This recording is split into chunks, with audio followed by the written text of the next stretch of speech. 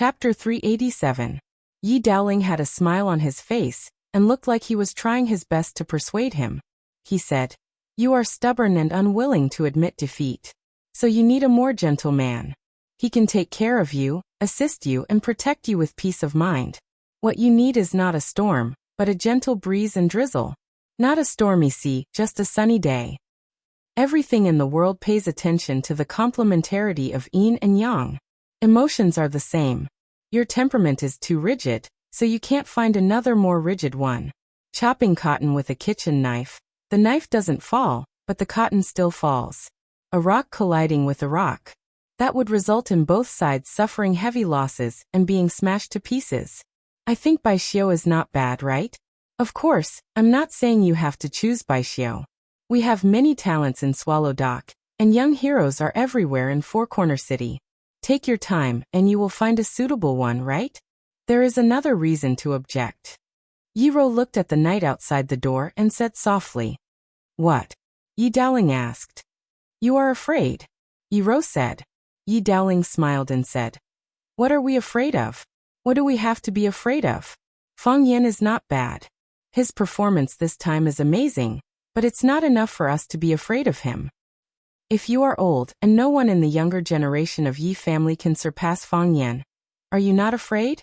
No one in the younger generation of Yi family can surpass Fang Yan, and I'm married to Fang Yan. Are you not afraid? At that time, will Yi family or Fang family be the leader? At that time, can Yi family still maintain the power of the number one family in Swallow Dock? This is the most important reason to object," Yiro said. Yi Dowling sighed softly and said, "This kind of thing needs to be honest. We all know you are smart, and you did do this in the past. But in the end I can't say it. Your father, your second uncle and I are over 100 years old. And we still have to worry about the development of a child. It's really embarrassing and shameful. But what you said is indeed what we are most worried about." Yi Dowling was slightly annoyed that his thoughts were exposed by Yi Wenro, but he didn't hide it anymore. If Fang Yan was just an outstanding youth from Swallow Dock, we wouldn't have to worry about this. As the seniors of Swallow Dock and Fang Yan's elders, we are happy to see more outstanding youngsters rise to prominence. We still have this breadth of mind. Otherwise, your father wouldn't have stood up at Swallow Dock to help Fang Yan force her to abdicate. However, we saw the difference in your attitude towards Fang Yan, and your feelings towards Fang Yan. If Fang Yan becomes a member of the Yi family, or rather, you become a member of the Fang family, the Yi family and the Fang family will be even closer, even becoming relatives who will advance and retreat together. We have no choice but to consider these questions. Although Yi Fengxing is talented, that is only in terms of martial arts. Yi Fengxing and the others are smart, but they have never been outstanding in terms of martial arts. Yi Zixin and Yi Ziming are also good young people, but they are still lacking compared to Yi Fengxing and Yi Fengxing.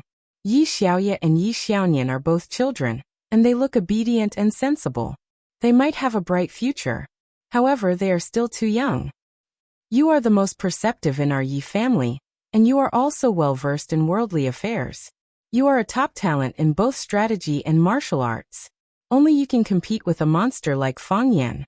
However, you treat him differently. Just as you know, Yi Fengxing sees him as a big brother and only follows his lead. If you marry into the Fang family, the two of you will help each other and cooperate with each other. At that time, will the Yi family still be able to maintain its position as the number one family in Swallow Dock? The relationship between the Yi family and the Fang family.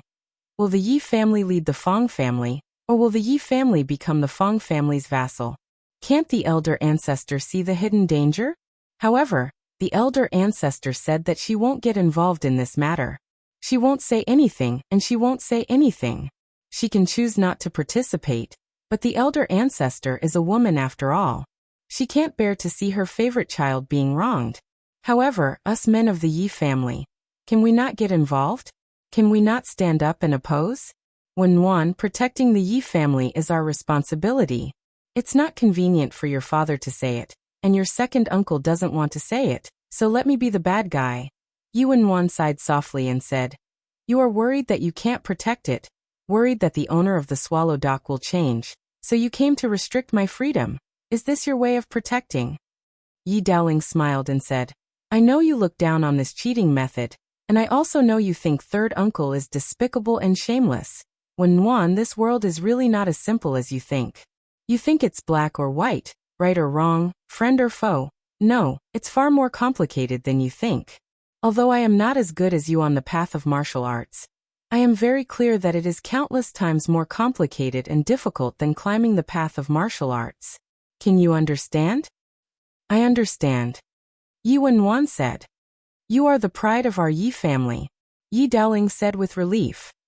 You are also my pride. Yi Wenwan glanced at Fang Yan, who was lying in the snow, and said, Give him a blanket. Then she turned and walked to her room on the second floor. Yi Dowling's face was full of bitterness and said, You still don't understand. Of course Fang Yan wouldn't sleep in a snow nest. While no one was paying attention, he quickly climbed up the pillar to the second floor, then turned over and jumped into Yi Wenwan's room. Yi Wenwan laid on the bed as if she was already asleep, not moving at all. Fang Yan closed the window, glanced at the layout of the room, then spread out the blanket in his arms to the corner of the room, then consciously fell asleep on the ground. Yi Wenwan. Fang Yan called out, I'm asleep.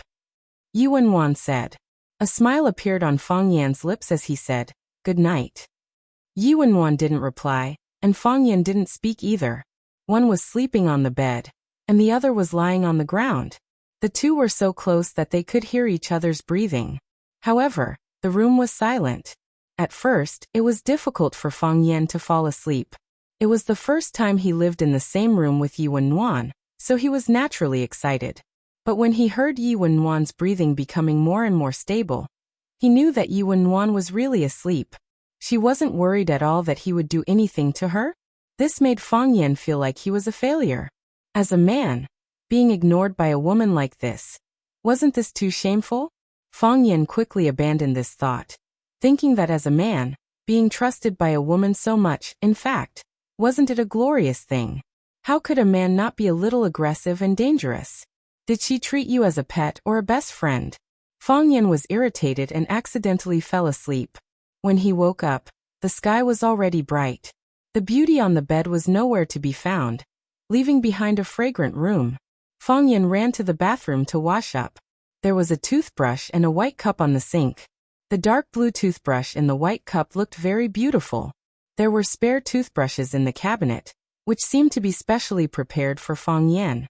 Fang Yan hesitated for a long time, but he didn't choose the new toothbrush that hadn't been opened. Instead, he held the white toothbrush in his hand. I can't waste it, Fang Yan thought. So he secretly smeared toothpaste on the white toothbrush and happily brushed his teeth. As expected, the toothbrush used by others was really easy to use. Not only was the hair soft, but there was also a residual fragrance on it. After brushing his teeth, he felt refreshed and his happiness index doubled. Holding the white toothbrush, Fang Yan looked at it from left to right, and put it in front of his nose to smell it from time to time, feeling that he was really cute. After washing his face with Yi Wenwan's towel, Fang Yan reluctantly walked out of the bathroom. He went downstairs to the living room, and saw Lin Donghai sitting on the sofa reading the newspaper. Seeing Fang Yan go downstairs, Lin Donghai closed the newspaper in his hand and said, There's breakfast on the table. Thank you. Fang Yan ran to the table and sat down. As expected, there was delicious breakfast on the table. There was porridge that had been boiled to a pulp, and a large plate of steaming white steamed buns. There was a small plate of green vegetables, and a small plate of pickled vegetables. It was appetizing at first glance. While eating the porridge, Fang Yan asked, Where's third uncle? The director went to work. Where's Yi Wenwan? Miss Yi went out early in the morning. Where did she go? I don't know. Fang Yan didn't get any reliable information from Lin Donghai, so he buried his head in the food. After eating, he called Yi Fengsheng and asked where they were now. After knowing that they didn't go back that night and directly stayed in the hotel below Maple Leaf Club, Fang Yan asked Lin Donghai for a car and rushed to Maple Leaf Club. While sitting in the car, Fang Yan sent a message to Yi Ro and asked, Where are you? In the past, Fang Yan didn't have Yi Ro's phone number at all. Of course, even if he had, he didn't dare to call. After coming back this time, The relationship between the two improved greatly. A few days ago, they often took a walk around Swallow Dock, so Fang Yan took the opportunity to get Yiro's phone number. Of course, Yiro just didn't use her phone often. On the way, Yiro replied. On the way where? Swallow Dock. I'll go back later, Fang Yan said. Yiro didn't respond. If I knew you were going back, I would go back with you. It's good to have company, Fang Yan said. I drove here, Fang Yan added. Yiro still didn't respond. Yiro was a goddess. It was normal for a goddess to ignore a loser's message. However, Fang Yan still felt hurt.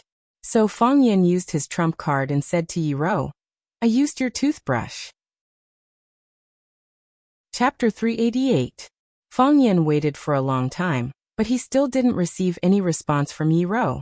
This was the phone Fang Yan asked Lin Donghai for, so that he could contact Yi Fengsheng and the others. Even the SIM card was prepared by Lin Donghai. Fang Yan called the customer service number of the mobile company, and found that there were still hundreds of yuan in the card. There shouldn't be a problem of not receiving information because of arrears. That was, Yiro was not willing to respond. Fang Yan felt very strange. According to Yiro's character, she shouldn't keep silent when encountering such a thing. If she didn't explode in silence, she would perish in silence. Yiro couldn't perish, so there was only one truth. Fang Yan suddenly began to miss watching. Fang Yan met Yi Fengsheng and the others in the hall on the first floor of the Maple Leaf Club. Chen Yanqing was a civil servant, so she got up early and went to work. Wang Kaixian was also called back by his family. After what happened last night, his family was naturally worried. There were some things that needed to be clarified. They had offended such a powerful family, so they had to think about how to solve the problem. Li Xiaotian was taken away by his brother, Li Xiaolong. Only Yi Fengsheng, Zhu Zaidan and Ruan Jing accompanied Fang Yan back to Swallow Dock. They first asked the club to send a car to Nanshan Restaurant where they had dinner last night. Their cars were all parked there, so they had to drive back.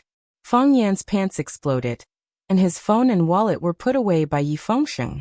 Yi Fengsheng asked Fang Yan where he went last night. They didn't have his phone number, so they couldn't find him. They were worried that he would come back for them, so they stayed in the hotel under the Maple Leaf Club. They even helped Fang Yan get a room, but they didn't expect that Fang Yan would return after waiting for a whole night. Fang Yan didn't hide it. He said with a smile, Your third uncle sent someone to take him away.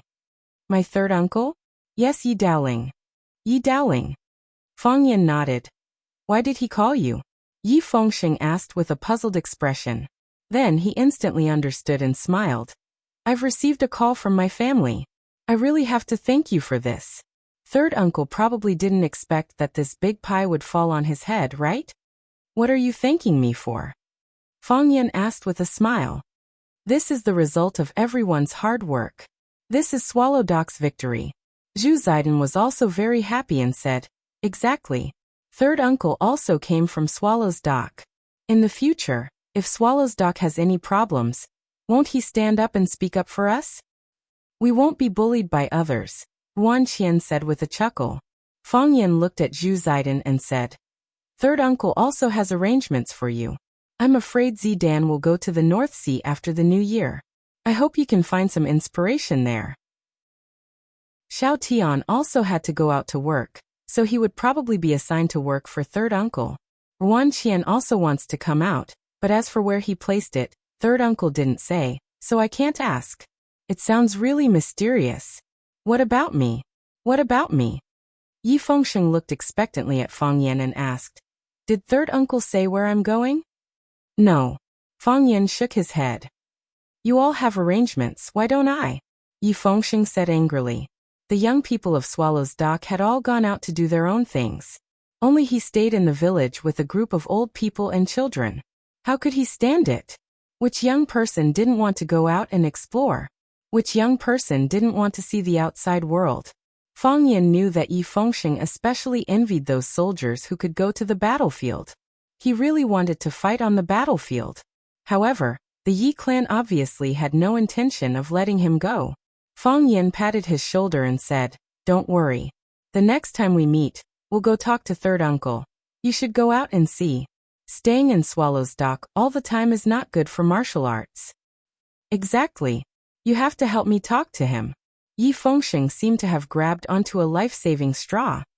Before, your Tai Chi heart was almost dead. It was only after you went to Flower City that it was revived and had a second breakthrough. You can use yourself as an example. Third uncle will definitely agree. I'll try, Fang Yan said. I heard that my sister also came to Yanjing. You didn't see her? Yi Fengxing looked at Fang Yan and asked. I saw her, Fang Yan said. Hehe, I knew you would definitely see her, Yi Fengxing said with a smile. Then he suddenly looked at Fang Yan with a shocked expression and said, My mom called me today and said that cousin didn't go back last night. You didn't come to find us either. You two didn't go to a hotel to get a room, did you? How is that possible? Fang Yan said impatiently. Third uncle's house has a room. Do we still need to go to a hotel? You and my sister both slept at third uncle's house? Yes. You too. Don't misunderstand. Fang Yan hurriedly explained. Although I slept in the same room as your sister, she slept on the bed and I slept on the floor. We didn't do anything. Yi Fengxing's face was purplish red. He looked very uncomfortable. It was unknown if he was angry at the news that Fang Yan slept with his sister, Yi Rou, or excited to hear this secret. Either way, his expression didn't look right. Even Zhu Zidong and Ruan Qian were shocked when they heard the news. They stared at Fang Yan with wide eyes and faces full of disbelief. You really slept with Yi Rou? He said he didn't do anything. Ruan Qian said. We slept in the same room and didn't do anything. Do you think we'll believe you? You're not a decent person. I can't do anything if you don't believe me, Fang Yan said helplessly. Fengxing, use your phone to call your sister. Yi Fengxing obediently took out his phone and casually asked while searching for the number. Why? She's at Swallow Dock, so I won't be going back for now. Why? I used your sister's toothbrush to brush my teeth this morning. I told her, but she didn't react at all. I feel like something's wrong, Fang Yan said. Zhu Zidong sneered and said, If I were you, I wouldn't go back either. I'll never return to Swallow Dock. Ruan Qian looked at Fang Yan with a face full of sympathy and said, I'll immediately get someone to buy you a plane ticket back to Huaqing. You should hurry up and leave. Even if you used her toothbrush, there's no need to tell her.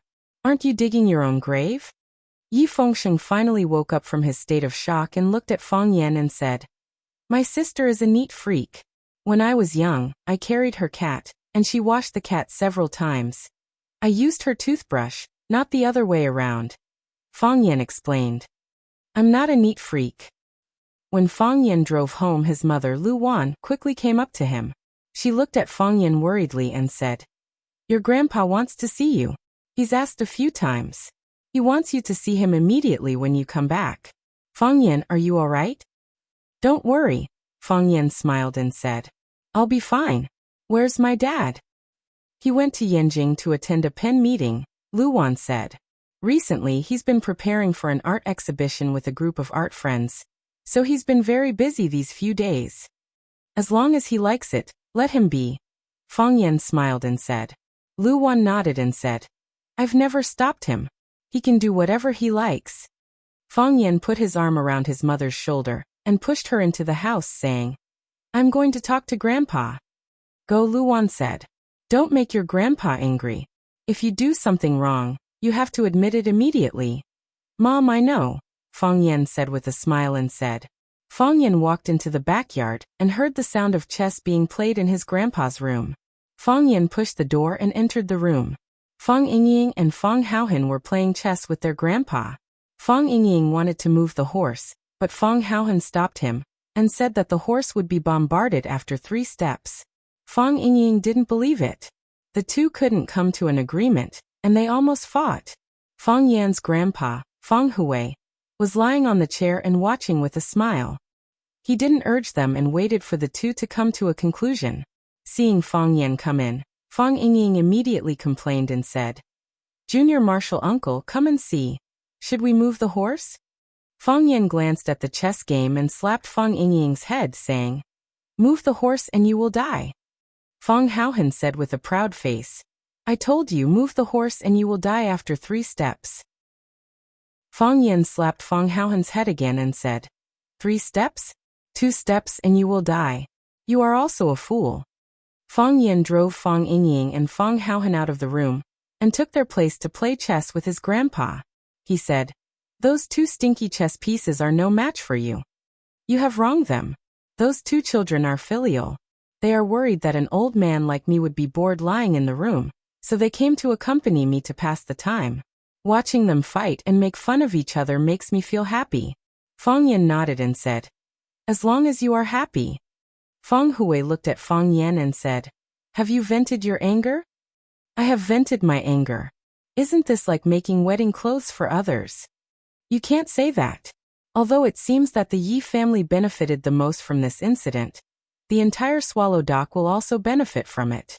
The Yi family got such a big advantage, shouldn't they show something? Fang Yan explained with a smile. "That's true. Yi Daoling is capable and ambitious, but he is a bit narrow-minded. He thinks too highly of the Yi family's territory. In terms of looking at the big picture, he is not as far-sighted as you." Fang Hui was not stingy with his praise for his grandson. "It doesn't matter, let them have it easy. Just take it as the first betrothal gift from the Fang family to the Yi family." Chapter 389. The heavy snow stopped. The warm sunlight painted the white snow in the courtyard with a layer of gold. The smooth white snow sparkled in Fang Yan's eyes. He woke up without illness or pain. It was another beautiful day. The villagers of Swallow Fort all had the habit of planting plum trees. As a group of experts who lived in seclusion, it was as if they would lose face if they didn't plant a few plum trees or drink a few jeans of strong wine. Of course, there were also plum trees planted in the Fang family's courtyard. Fang Yan opened the window. A cool breeze blew in his face, followed by the fragrance of plum blossoms. Suddenly, a sweet fragrance wafted in the night, scattering the fragrance of heaven and earth, cleaning up the essence, leaving only the bones for people to see. Fang Yan sang with emotion. He felt like he was the plum blossoms that scattered the fragrance of heaven and earth. The red and yellow flowers trembled in the wind and snow, but silently sent a delicate fragrance to the house. This kind of character, this kind of strength of character, how was it different from what he did? For some reason, Fang Yan felt that the plum trees were very pitiful. He said to Fang Yingxiong, who had secretly pushed open the door and stuck his head out to look, "Yingxiong, go and tie some straw to the plum trees to keep them warm." Fang Yingying grinned and said, "Junior Marshal Uncle, are you starting to feel sad again? That sad wind in autumn. What sad wind in autumn? What sad wind in cold?" Fang Yan said unhappily, "I told you and Hero to read more books, but you two just don't listen." Yes, that's what I mean." Fang Yingying nodded shamelessly and said, "Junior Marshal Uncle, but this time you really think too much. Because plum trees are cold-resistant crops, they are not afraid of the cold." "How do you know they are not afraid of the cold?" Fang Yan turned and stared at Fang Yingying and asked, "Are you that plum tree? Do you know how they feel?" Fang Yingying opened his mouth and wanted to retort, "How do you know it is afraid of the cold? Are you a plum tree?" However, he knew that the consequences would be very serious. In the end, he swallowed back the words he wanted to say and said, "I'll go and dress them. Dress them up in an ambiguous way. Junior Marshal Uncle, my mother wants you to have breakfast in the living room." Fang Yingying turned around and ran out. Fang Yan admired the plum blossoms for a while before returning to the bathroom to wash up. She took the toothbrush from the cup and was about to brush her teeth when she suddenly remembered something. He ran into the room and took out a white transparent toothbrush box. Inside the box was a dark blue toothbrush. This was something he borrowed from Yi Daoling's house. Anyway, no one would use what he had used. With the mentality that wasting was shameful, he packed this toothbrush and brought it home. He squeezed some toothpaste onto his toothbrush and brushed his teeth again. After brushing his teeth, there was not only the taste of mint in his mouth, but also a faint fragrance. This kind of toothbrush is really a treasure. Fang Yan kissed the handle of the toothbrush, and then put it into the cup. Instead, he threw the toothbrush he used before into the trash can. Who told it not to have a natural body fragrance? When Fang Yan was washing his face, the phone in the room rang. Fang Yan wiped his hands and walked outside. He turned on the phone and found that it was a message from Yi Ro. He opened the message with excitement. There were only 4 words and a question mark. Did you brush your teeth? Yes. Fang Yan replied happily. He thought that this woman was really smart. She even guessed that he had just brushed his teeth. Did you use that dark blue toothbrush? Yi Ro's message came quickly. Her typing speed was not slow at all. Fang Yan's handsome face was slightly red. Thinking that Yi Ro was not in front of him, he returned to normal and replied with a little embarrassment. Why do you ask? Worry. Worry about what? That toothbrush fell into the toilet, Fang Yan said. Fang Yan sneered and replied. Do you think I am an idiot? Do you think I will believe such a stupid lie?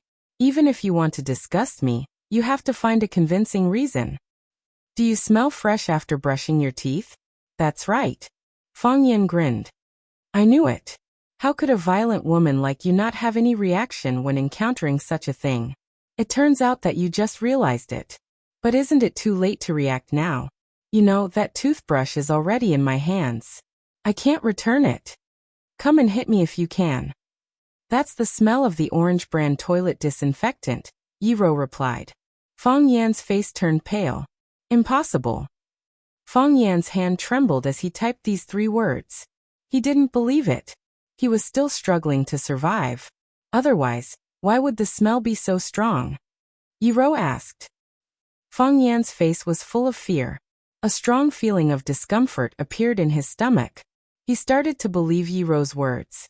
Yes, Yi Ro usually didn't stay at Yi Daoling's house. That toothbrush might have just been unsealed. A toothbrush that had been used once, even if it was stained with Yi Ro's fragrance, it shouldn't have such a strong orange smell. Moreover, the residue of the first use was normal. Wasn't it abnormal for the second use to have such a strong smell? Who would have such a strong smell on their body? Yi Ro sent another message. She was very patient. She had to convince Fang Yan until he believed her. Fang Yan didn't reply to this message. He didn't even dare to open it. Do you think I am the fragrant concubine? Yi Ro's words came through the phone. It was like a dagger stabbing into Fang Yan's heart. Fang Yan couldn't hold it in anymore. He laid on the edge of the toilet and vomited. In the woods by the shore of Shihizi, 2 beautiful girls were taking a walk in the snow. The cold wind in the morning was bone-chilling. Taking a breath would freeze people's hearts and lungs. However, these 2 girls didn't care at all. This kind of temperature was indeed not a difficult problem for them to overcome. Their physiques were originally better than ordinary people. Even some sturdy men were far inferior. Sister, guess what he is doing now?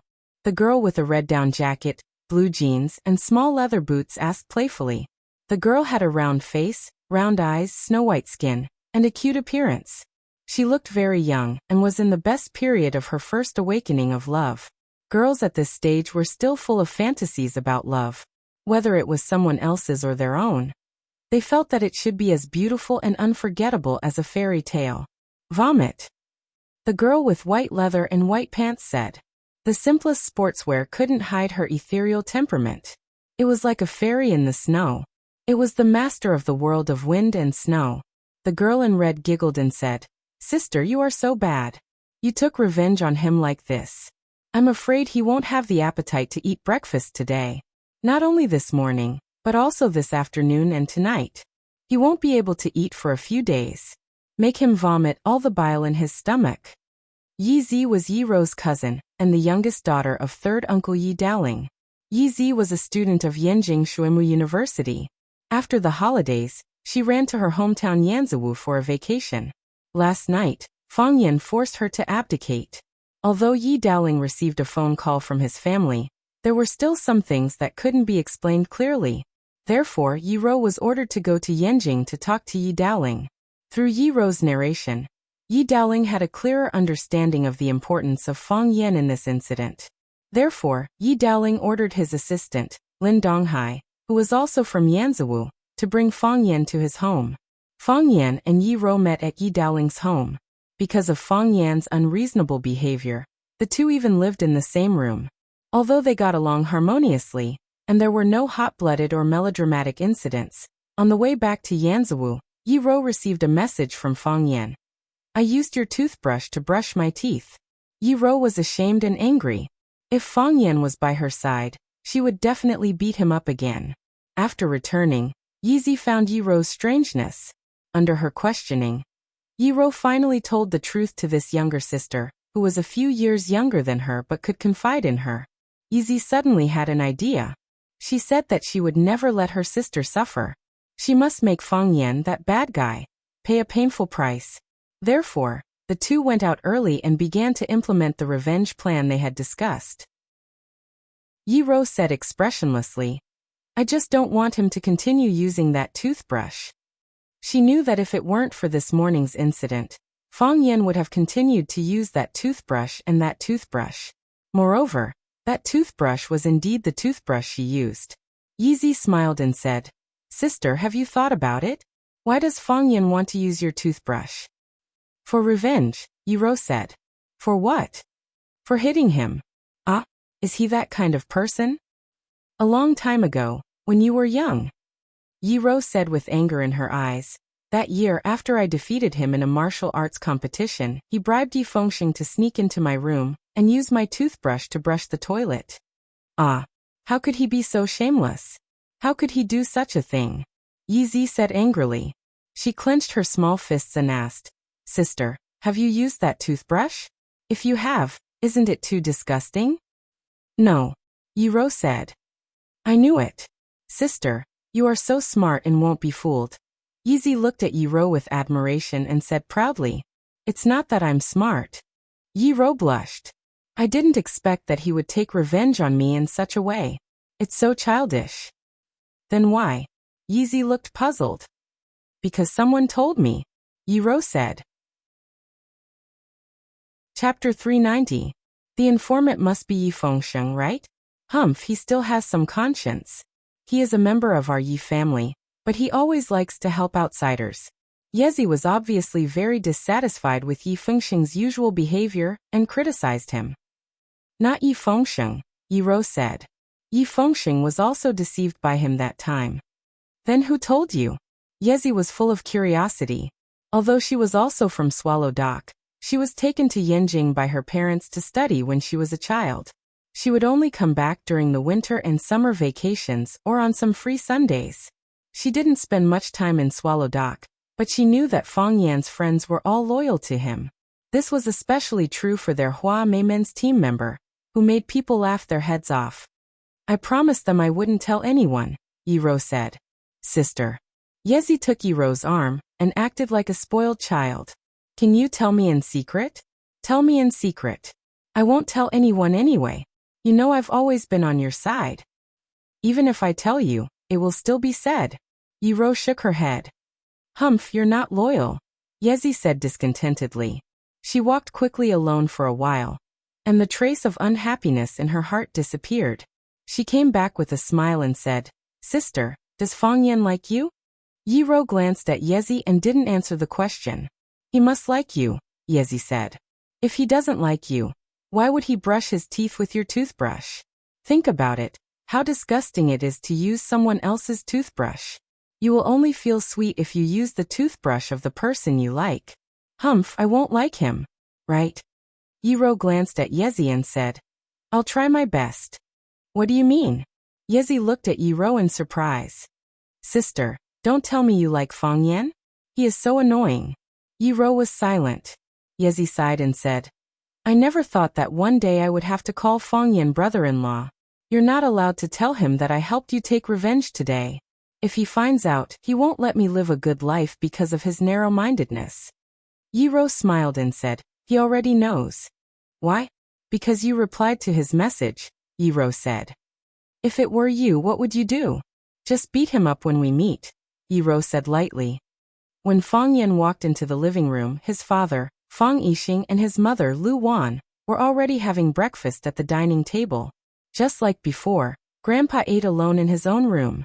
When Lu Wan was about to ask Fang Yan to eat, she saw that Fang Yan's face was pale, his pupils were dilated, and even his hair was a little messy today. She hurriedly asked, Fang Yan, what's wrong with you? Are you feeling unwell?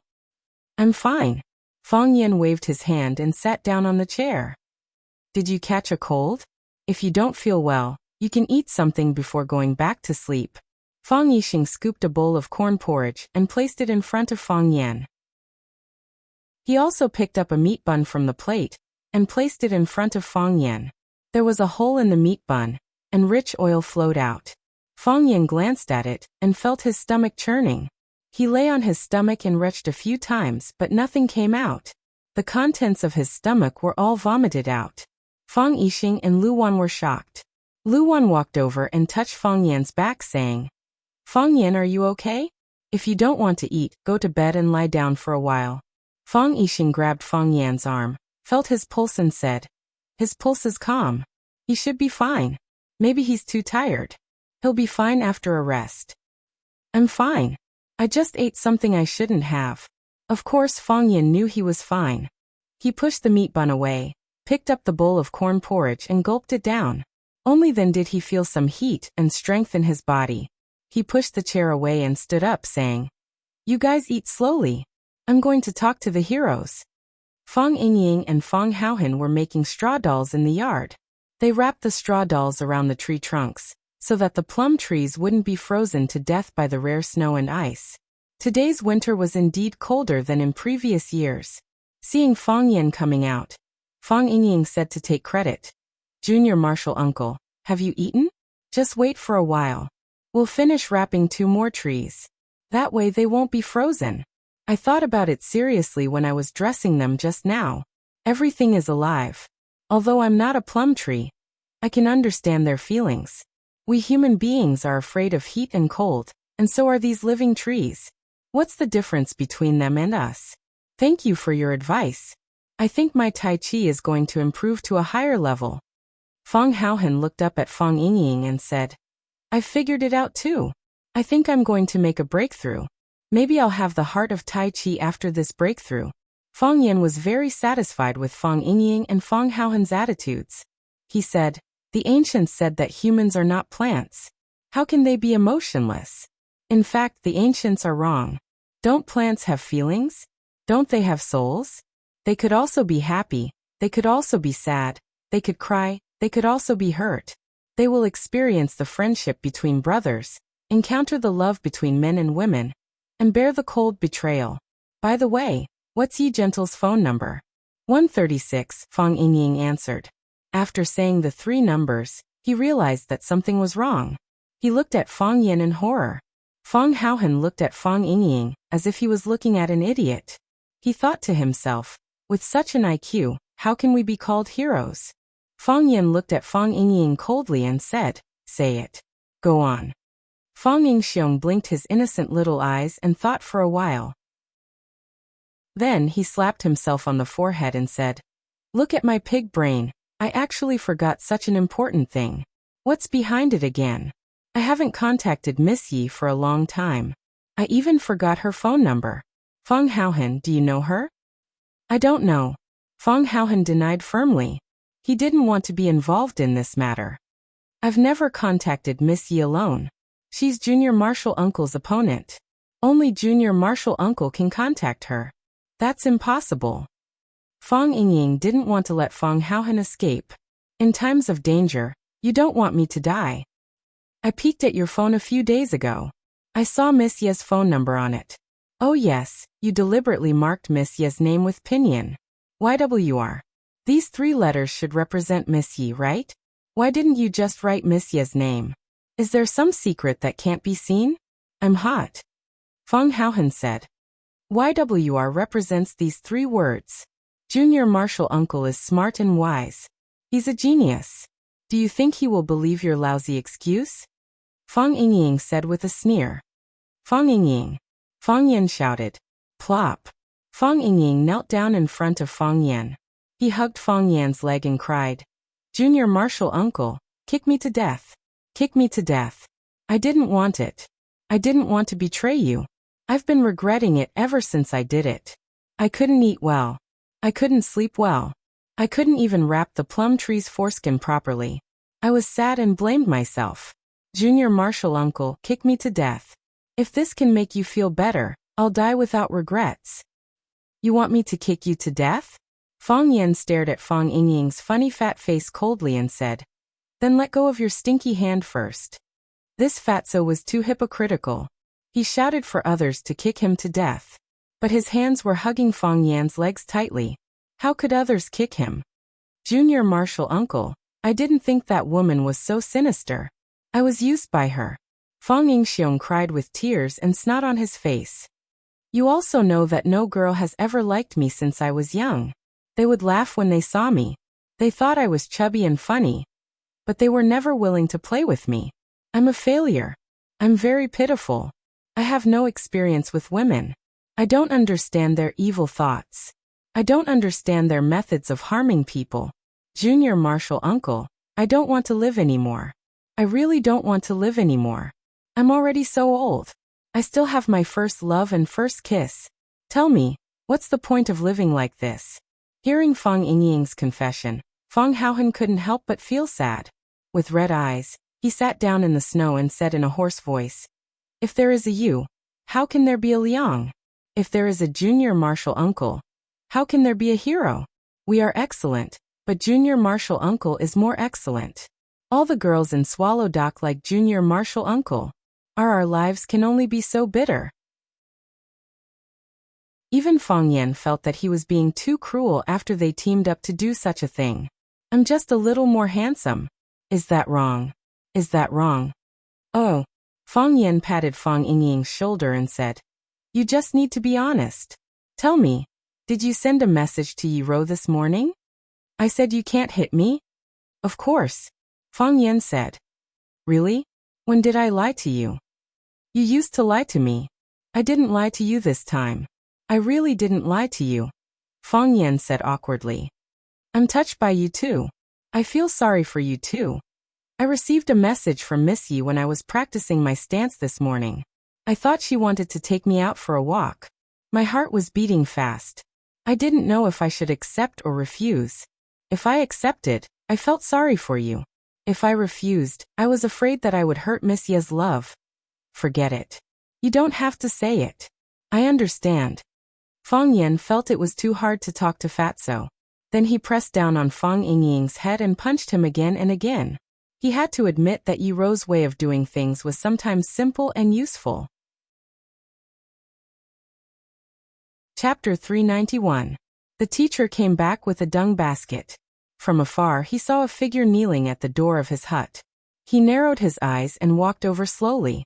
He poured the pig dung in the basket into the cesspool in the backyard, and put the basket in the corner outside the hut.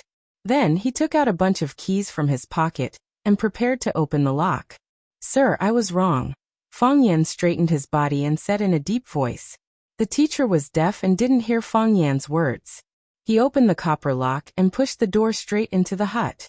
He took off his sheepskin coat and hung it on the wall. Then he used an aluminum basin from the kettle on the stove to wash his face and hands. His face and hands were steaming, and the chill on his body was also dispelled a lot. The teacher opened the old teapot on the square table that had a hole in it. He grabbed a handful of broken tea leaves and threw them into the teapot. Then he took the antique bottle with the words, "Serving the people," printed on it and poured water into the teapot. There were no complicated steps to make tea. It was simple and crude. When he felt that the tea leaves tasted good, he poured himself a bowl of tea with a big bowl and blew it gently to drink. Sir, I'm here to apologize to you. Fang Yan, who was kneeling at the door, shouted again. The teacher was expressionless and still pretended not to hear him. He stood at the threshold of the hut and drank his big bowl of tea with relish. Sir, I'll take it that you forgive me if you don't speak, Fang Yan shouted loudly. The teacher still didn't speak. The teacher didn't speak, so Fang Yan didn't get up. He knew that sometimes he could be lively, but there were some things that he had to be serious. For example, now. The teacher didn't speak, and Fang Yan didn't speak either. One was standing inside the threshold, and the other was kneeling outside. The teacher lived in the back of the village, which faced the back of the mountain.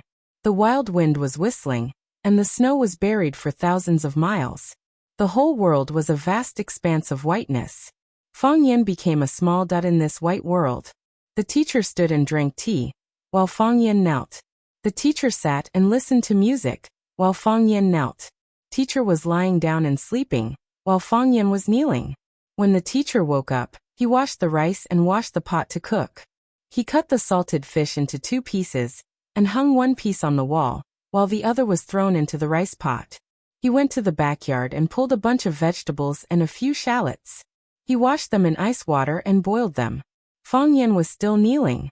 The teacher ate the salted fish rice, swallowed a few small vegetables, washed the bowls and chopsticks, brushed the iron pot clean, and poured water into the teapot for the morning and drank a bowl of hot tea. Fang Yan was still kneeling. The warm sunshine in the morning disappeared without a trace at noon. The snowflakes that had stopped drifting once again. The snowflakes were soft, but the chill was hurtful. Fang Yan knelt in the wind and snow. His hair was messed up by the cold wind, and his body was covered in snow. Even his eyebrows were frozen. Fang Yan became a snowman. Just like the snowmen they used to make when they were young, they put on a hat and a scarf to make it look like a real person. Fang Yan was the most vivid snowman because he was a real person. When Fang Yan was kneeling, Swallow Dock was still as quiet as before. However, what was different from before was that many of the courtyard doors were open, and people were standing at the door looking into the distance. The Li family. An old lady in a gray cotton-padded jacket stood at the door and asked, "Is the kid from the Fang family still kneeling?" "He's kneeling." Li Xiaotian stood behind the old lady and replied with a pained expression, "Sigh." The old lady sighed and said to her grandson, "This child has great ambitions. It's inevitable that he will suffer a little." The Yi family. Yi Daowen was stomping around in the study. He pushed open the window and asked the servant who was sweeping the snow outside, "Is Fang Yan still kneeling?" "He's kneeling," the servant replied. Crack. The window was closed again. The servant looked at each other and lowered his head to sweep the floor again. The Fang family. Old Master Fang Huwei didn't ask for plum wine today, nor did he ask Fang Yingying and Fang Haohan to play chess with him. He asked someone to push him to the window. He didn't use a mattress to keep warm, nor did he wear the leather hat he used to keep warm. His big bald head was even brighter than the white snow outside. He looked out the window and at the plum trees wrapped in straw in the courtyard. Suddenly he lost his temper and scolded, "Who wrapped it? Who wrapped it? How can there be such an exotic fragrance without experiencing the wind and snow? Tear it down. Tear all the straw for me." Fang Yingying and Fang Haohan didn't dare to refute. They hurriedly ran out to tear down the straw bundles that had been wrapped up this morning. At this moment, Fang Huwei was full of murderous intent.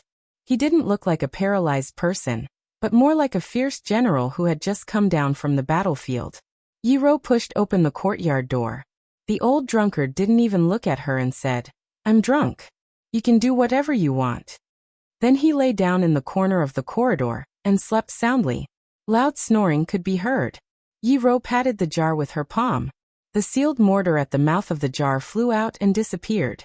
With a kick of her toes, the big jar in front of her flew into the air. The wine jar tilted slightly. As it fell, a stream of spring water poured down. Yi Ro opened her mouth and took a deep breath. Her posture was cool and arrogant. There were also many courtyard doors open, watching from afar. Today in Swallow Dock, everyone's eyes were focused on the young man kneeling in the wind and snow. Fang Yan was already a legend of Swallow Dock. The teacher drank 3 bowls of hot tea in a row. It wasn't until the teapot was empty and the color of the tea became darker, and the taste more bitter that the teacher put down the teacup. He shouted to the outside, "Stop acting. Come in." Crack. Fang Yan got up from the snow. Because he hadn't moved for a long time. A thin layer of ice formed on his knees and calves in the snow. With a slight movement, the layer of ice broke with a crisp sound. Crack, crack, crack. This was the sound of all the bones in his body cracking. The stagnant qi and blood and the stiff bones all relaxed and regained their vitality. Fang Yan had the heart of Tai Chi to protect his body, so he could keep the bitter cold from invading him. The ice and snow, his body, and the heart of Tai Chi became a harmonious whole. The heart of Tai Chi became a bridge of communication between Fang Yan and the ice and snow. It transformed the ice and snow into a kind of energy and transmitted it to Fang Yan, so that Fang Yan could touch it gently and comfortably, instead of directly experiencing the attack of the bitter cold.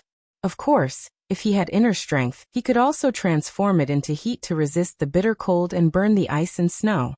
However, the heart of Tai Chi was natural, and using inner strength to resist the cold consumed more mental and physical strength. It was difficult to maintain. This was also the reason why the heart of Tai Chi was more valuable than the other internal mental cultivation methods or strength techniques. When Fang Yin moved, the snow on his body fell, the frost on his eyebrows disappeared, and he became a living person with flesh and blood. There was an iron sword stuck in his back, the hilt facing down, the tip of the sword pointing up, hanging diagonally on his back. Fang Yin walked into the small room and said to the teacher, "Teacher, I have come to apologize to you." "What did I do wrong?" the teacher asked.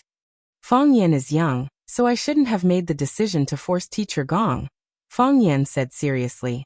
The teacher looked at Fang Yin and said, "You didn't make the decision on your own. You have been planning this for a long time." Fang Yin knows his mistake. Fang Yin lowered his head and admitted his mistake. "Fang Yin, now that you've forced Swallow Dock to abdicate, the entire Swallow Dock will move because of you. Have you ever thought that while you're fighting for Swallow Dock's benefits, you're also pushing Swallow Dock to the world? Is this good or bad for Swallow Dock?" In ancient times, there was the right to release troops with a cup of wine.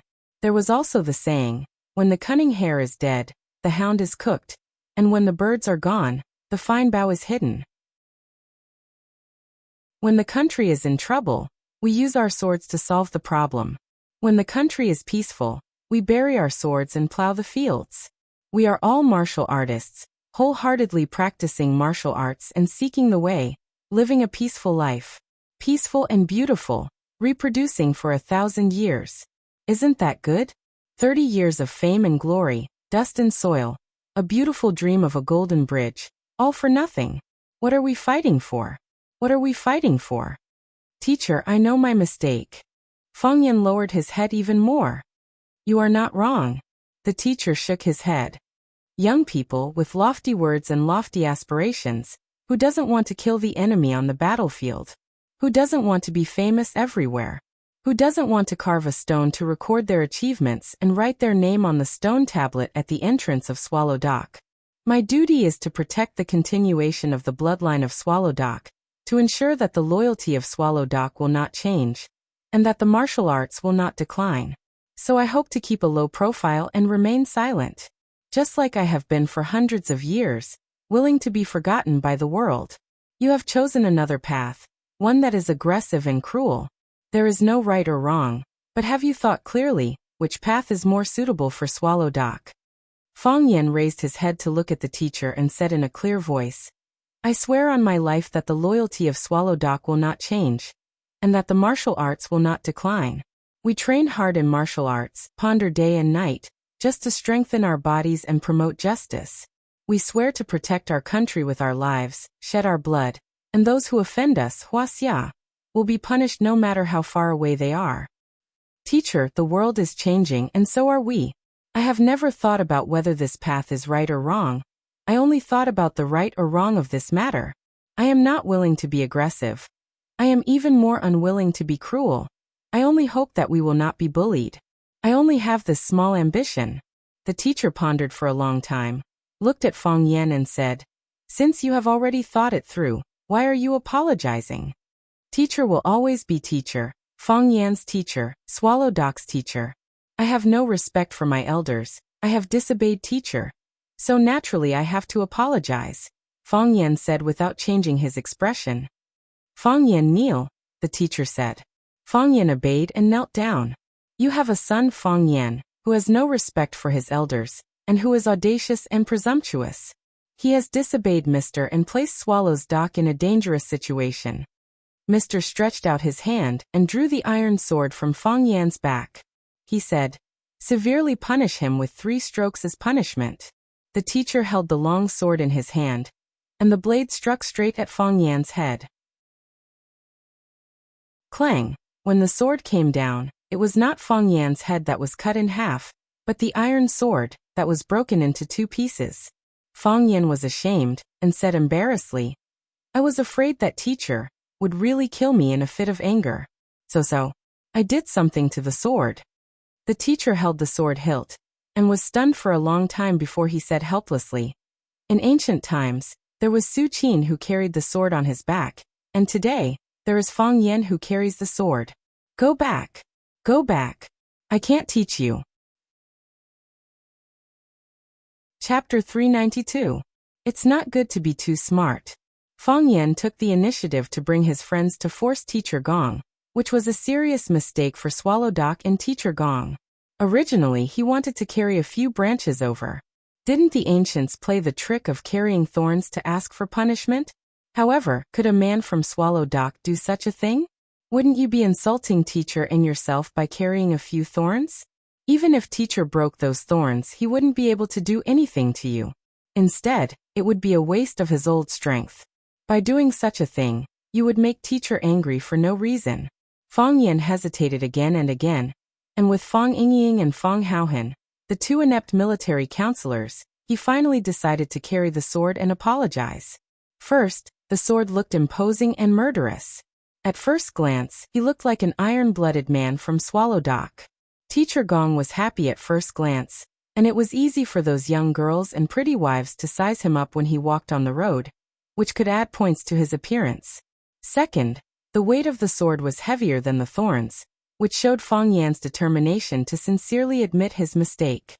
He didn't run away, wasn't afraid, and faced his mistakes bravely. If you want to kill me or cut me up, you can do whatever you want. The grandfather will take it.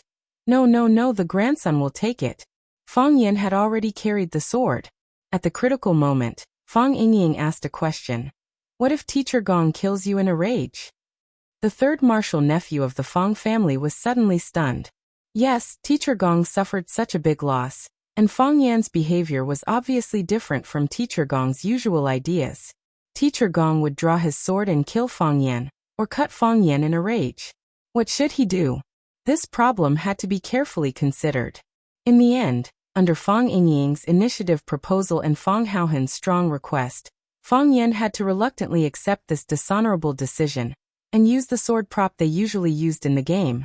There was a mechanism in that sword, and it would break into two pieces with a little force. In the past, when Fang Yan and the others were playing with their friends, they often used this kind of prop sword to attack each other in order to express their high kung fu and the depth of their inner force. As the two of them were competing with their internal energy, the sword in the friend's hand suddenly broke into two pieces. One piece fell to the ground, while the other pierced the opponent's abdomen. Before the victim died, he said in horror, "You've actually learned sword-breaking technique?" Fang Yan's face was burning as if he had been slapped in the face dozens of times. The current situation was not very good to look at. Fang Yan quickly got up from the ground and explained, "Mister, please don't be angry. I was just joking with you. You've been living in this deserted village for a long time, and there's not much entertainment. You must be bored. I'm just here to relieve Sir's boredom. Make Mr. laugh." The old skin on Mr.'s face twitched. His gray eyes stared at Fang Yan with an expression that said, "Did you see me smile?" Fang Yan looked around the room, and pulled out a dusty iron sword from the corner of the wall. He said, "Come, I'll find a new sword. If you want to kill me or cut me up, you can do whatever you want. As long as you are my mister for a day, you will always be my mister. To be able to die under Mister's sword, I have no regrets." Forget it, forget it. Mr. waved his hand and looked seriously at Fang Yan. He said, "Fang Yan, I understand your intentions. I have my own way of thinking, but you've ultimately chosen the path you want to walk. As I said earlier, there's no right or wrong. There's only suitability. Whether it's suitable or not, we can only find out as we go on. You've already led Swallow Dock to take a step forward, so Swallow Dock can no longer retreat. Others won't allow us to retreat either, so we can only move forward. Since you've led Swallow Dock to take the first step, then lead Swallow Dock to continue moving forward. You are duty-bound to fulfill this mission. Mister, I'm not suitable, right? I feel that I'm too careless and have a glib tongue. I can't handle too much pressure, and I want to turn and run at the first sign of danger. Why don't you choose someone else? I feel that Bai Xiu is not bad. He's mature and steady, broad-minded, and has outstanding abilities. Most importantly, the men and women of Swallow Dock, old and weak, I'll admire him and give him a thumbs up whenever he's mentioned. Bai Xiu is much more suitable than me. Mr. stared at Fang Yan with a sharp gaze and said, Fang Yan, put away your cunning thoughts. Do you think I'll think you're useless just because you've provoked me with a lousy sword? Your personality is exactly the same as your grandfather, Feng Hui, in the past. Temper, no courage. Ability, less responsibility. Your grandfather has been wronged all his life, and the second half of his life has been sullen. Can't you, as his grandson, fight for him? Fang Yan held the dusty iron sword in his hand and sighed softly. Mister, the responsibility is great. I'm afraid I can't bear it. As long as you do your best, who will blame you when the time comes? Mr. said heroically and domineeringly. If anyone is dissatisfied, tell him to come and talk to me. See if I don't use the iron sword to break his head. See if I don't use the iron sword to break his head. Only Mr. could say this. No one else dared to say it, nor did they have the right to say it. Mr. was Mr. Swallow Doc's Mr. Mr. patted Fang Yan's shoulder and said, Go. You're not alone. Swallow Doc will always be your strong shield. As long as I'm alive, I'll support you as well. Fang Yan was silent and bowed deeply to Mr. He turned around and left, solemn and stirring. From this day on, from this moment on, he would shoulder another responsibility. It was a responsibility that could not be seen or touched, but was so heavy that it made others breathless. This kid. Mr. smiled and shook his head. Mr. Bai Xiu appeared in front of Mr. He had black hair, a white robe, and was barefooted. At first glance, he looked like a lonely ghost or a lunatic. However, his black hair was too natural and soft, and his white robe was too plain and clean. His entire person looked gentle and refined, and it was easy to give people a good impression. I was almost tricked by this hairy monkey again, Mr. said proudly. When dealing with this kid, your head has to turn a few times. It's never wrong to think about everything more than a few times. He was able to kneel in the snow for so long without a word of complaint, but he couldn't bear this little punishment. Did he need to bring out a broken sword to embarrass himself? He just wanted to make me angry so that I would push him aside and choose someone else to bear this responsibility. This lazy guy, I won't let him have his way. See, Monkey Son still couldn't escape the palm of Buddha Tathagata's hand. Mr.'s wisdom is as vast as the sea. This little trick of his naturally has nowhere to hide. Bai Xiu said respectfully. What wisdom is as vast as the sea? Mr. waved his hand and said with a humble expression. The longer one lived, the more reverence one had for things like life. I've only lived a few more years than you guys, seen a little more and heard a little more. That's all. Mr. Fang Yan took your Qingyan sword, Bai Xiu said. Mr. was stunned and asked, When? When he bowed to you with a face full of affection, Bai Xiu said. Mister, do you want to get it back? Bai Xiu asked. Forget it, Mr. said with a wave of his hand. Good wind, send me to Qingyan. This Qingyan sword has accompanied me for decades, and has never been unsheathed. I'll give it to him and send him straight to Qingyan. Bai Xiu smiled and said, Mister, you really like Fang Yan. He took advantage of you and made you speechless. How can I not like such a kid? Smart people do have an advantage in this world. Yes, Bai Xiu said with a nod. He took the cold bowl from Mr.'s hand and heated it with boiling water. He then poured a bowl of hot water and put it in Mr.'s hand, saying, Drink less tea and drink more water. You've just handed such an important responsibility to Fang Yan. Don't you want to live a few more years and see how far he can take Swallow Doc? Mr. patted the back of Bai Xiu's hand and said, This kid is smart, but smart people go to extremes too easily. If Swallow Doc is in danger, you must stop him. Mister, I understand. Bai Xiu nodded solemnly. Swallow Doc is Fang Yan's Swallow Doc, and it is also my Swallow Doc. Mr. smiled and said, My spirit is tired after fighting with that kid in a battle of wits and courage. You go, I'll lie down and rest for a while. Bai Xiu didn't leave immediately. Instead, he helped light the pile of firewood, helped Mr. lie down on the chair, and covered him with a mattress before closing the wooden door and leaving. Creak! The wooden door closed, and the man lying on the chair opened his eyes. In the light of the fire, his pupils shone with a multicolored luster. His eyes were deep and distant, like the endless snowy plains outside the thatched cottage, and like the starry sky that covered the entire earth. This was an old man with wisdom and experience. These young people, he looked at the fire in front of him and said softly, I hope this is Swallow Doc's good fortune. Fang Yan held the green cloud sword and walked back like a thief who had gotten his hands on him. However, at the edge of the pond in front of his house, he ran into a black-clothed woman who was throwing a snowball into the pond. The woman grabbed a handful of snow from the snow under her feet and squeezed it. A smooth little ball appeared in her palm. She threw the little ball toward the pond's icy surface. The little ball slid forward on the ice. This was a little game that Fang Yan had taught her. Swallow Dock wasn't a bustling place. It didn't have bars or karaoke, but the children naturally had their own ways of picking up girls that weren't inferior to the methods of the children in the city. Fang Yan looked at her back for a while, and felt that it was best not to have any contact with her.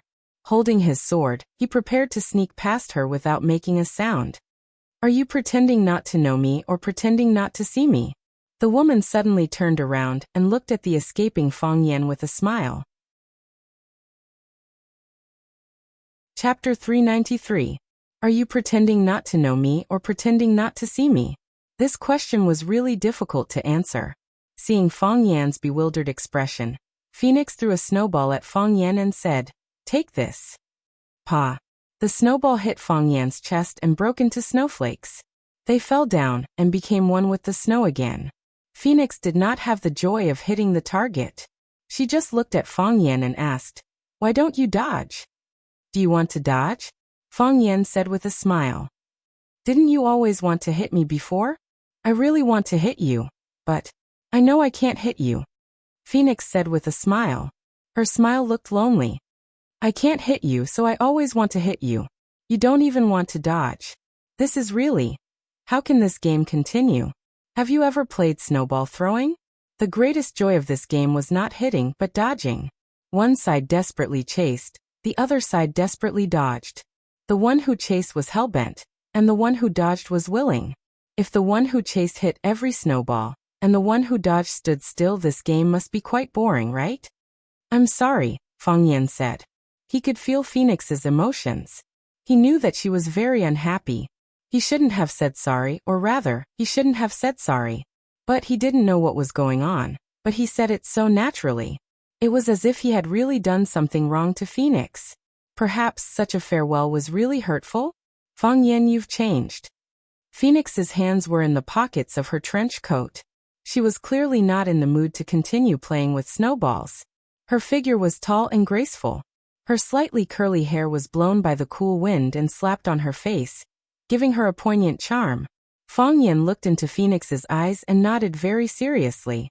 He said, a lot of things have changed. Yes. A lot of things have changed, and a lot of people have changed, Phoenix said softly. In the past, you took things as they came.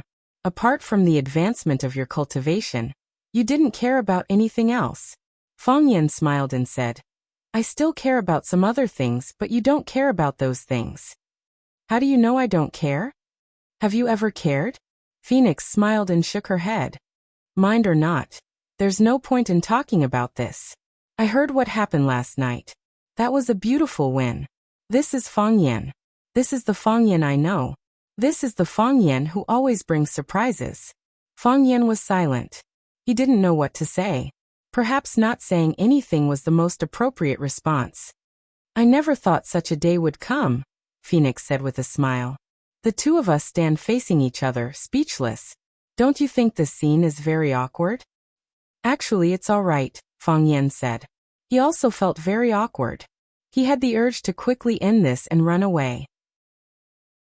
The reason for this situation is because you are more concerned about the feelings of another person. Phoenix was like a caring sister. She explained. There is nothing to say when you are with your first love because your feelings have changed. You feel a trace of guilt and embarrassment when facing me. No matter how smart you are still a kind person. Fang Yan thought about it seriously and said, Perhaps you are right. You have always been able to give me the best advice and the most professional analysis from the perspective of a bystander. Can you tell me who that person is? Don't you already know? Talking to you is no longer interesting, Phoenix said. She opened her arms and said, "This is the true meaning of farewell, right? Come, let's hug one last time." Fang Yan hesitated. "What? Are you afraid or unwilling?" Phoenix said with some dissatisfaction. "When a girl makes such a request, even if you are 100 times unwilling, you should at least put on a perfunctory act. Do you know that such an expression of yours is very hurtful? Am I so loathsome?" "I am just worried." Fang Yan walked towards Phoenix step by step and said, "The sword in my hand will hurt you." "The sword is not out of its sheath, how can it hurt me?" Phoenix asked. Then she licked her dry lips and said very seriously, "Even if I am hurt by your sword, I will not blame you. I am telling the truth." "I believe you," Fang Yan said. He held the sword with one hand and walked over to hug Phoenix. The warm and fragrant body entered his arms, but Fang Yan did not feel happy or ambiguous. Instead, he felt that his heart was very blocked, and his whole body became heavy. The beautiful girl in his arms was his beauty, the youth of his youth. He wanted to see his favorite movie with her. He wanted to walk through every mountain and river with her. He wanted to see every river with her. They were the eyes he saw when he opened his eyes every morning. They were the sweet dreams he had every night. He wanted to dedicate all of his beauty to her. He wanted to protect her for the rest of her life. At that time, she was the most important person to him. Now they said goodbye in such an understated way. Goodbye to the girl, goodbye to his first love, goodbye to the good things, goodbye to a lifetime. The two of them hugged each other tightly. They were reluctant to part, but they were also ruthless and determined. Phoenix was not in a good mood either. She said in a low voice, "Then I wish you good luck." "You too," Fang Yan said. After saying goodbye like this, Fang Yan thought that Phoenix would leave his arms. But Phoenix did not. "I have to leave something to remember," Phoenix said. "What?" Click, the sound of a shutter clicking. Only then did Phoenix let go of Fang Yan. Looking at the camera of her and Fang Yan hugging tightly, she said, "I will send it to the lady and tell her that we have said goodbye. I have become your past tense. You see, I am so considerate of you." Phoenix giggled.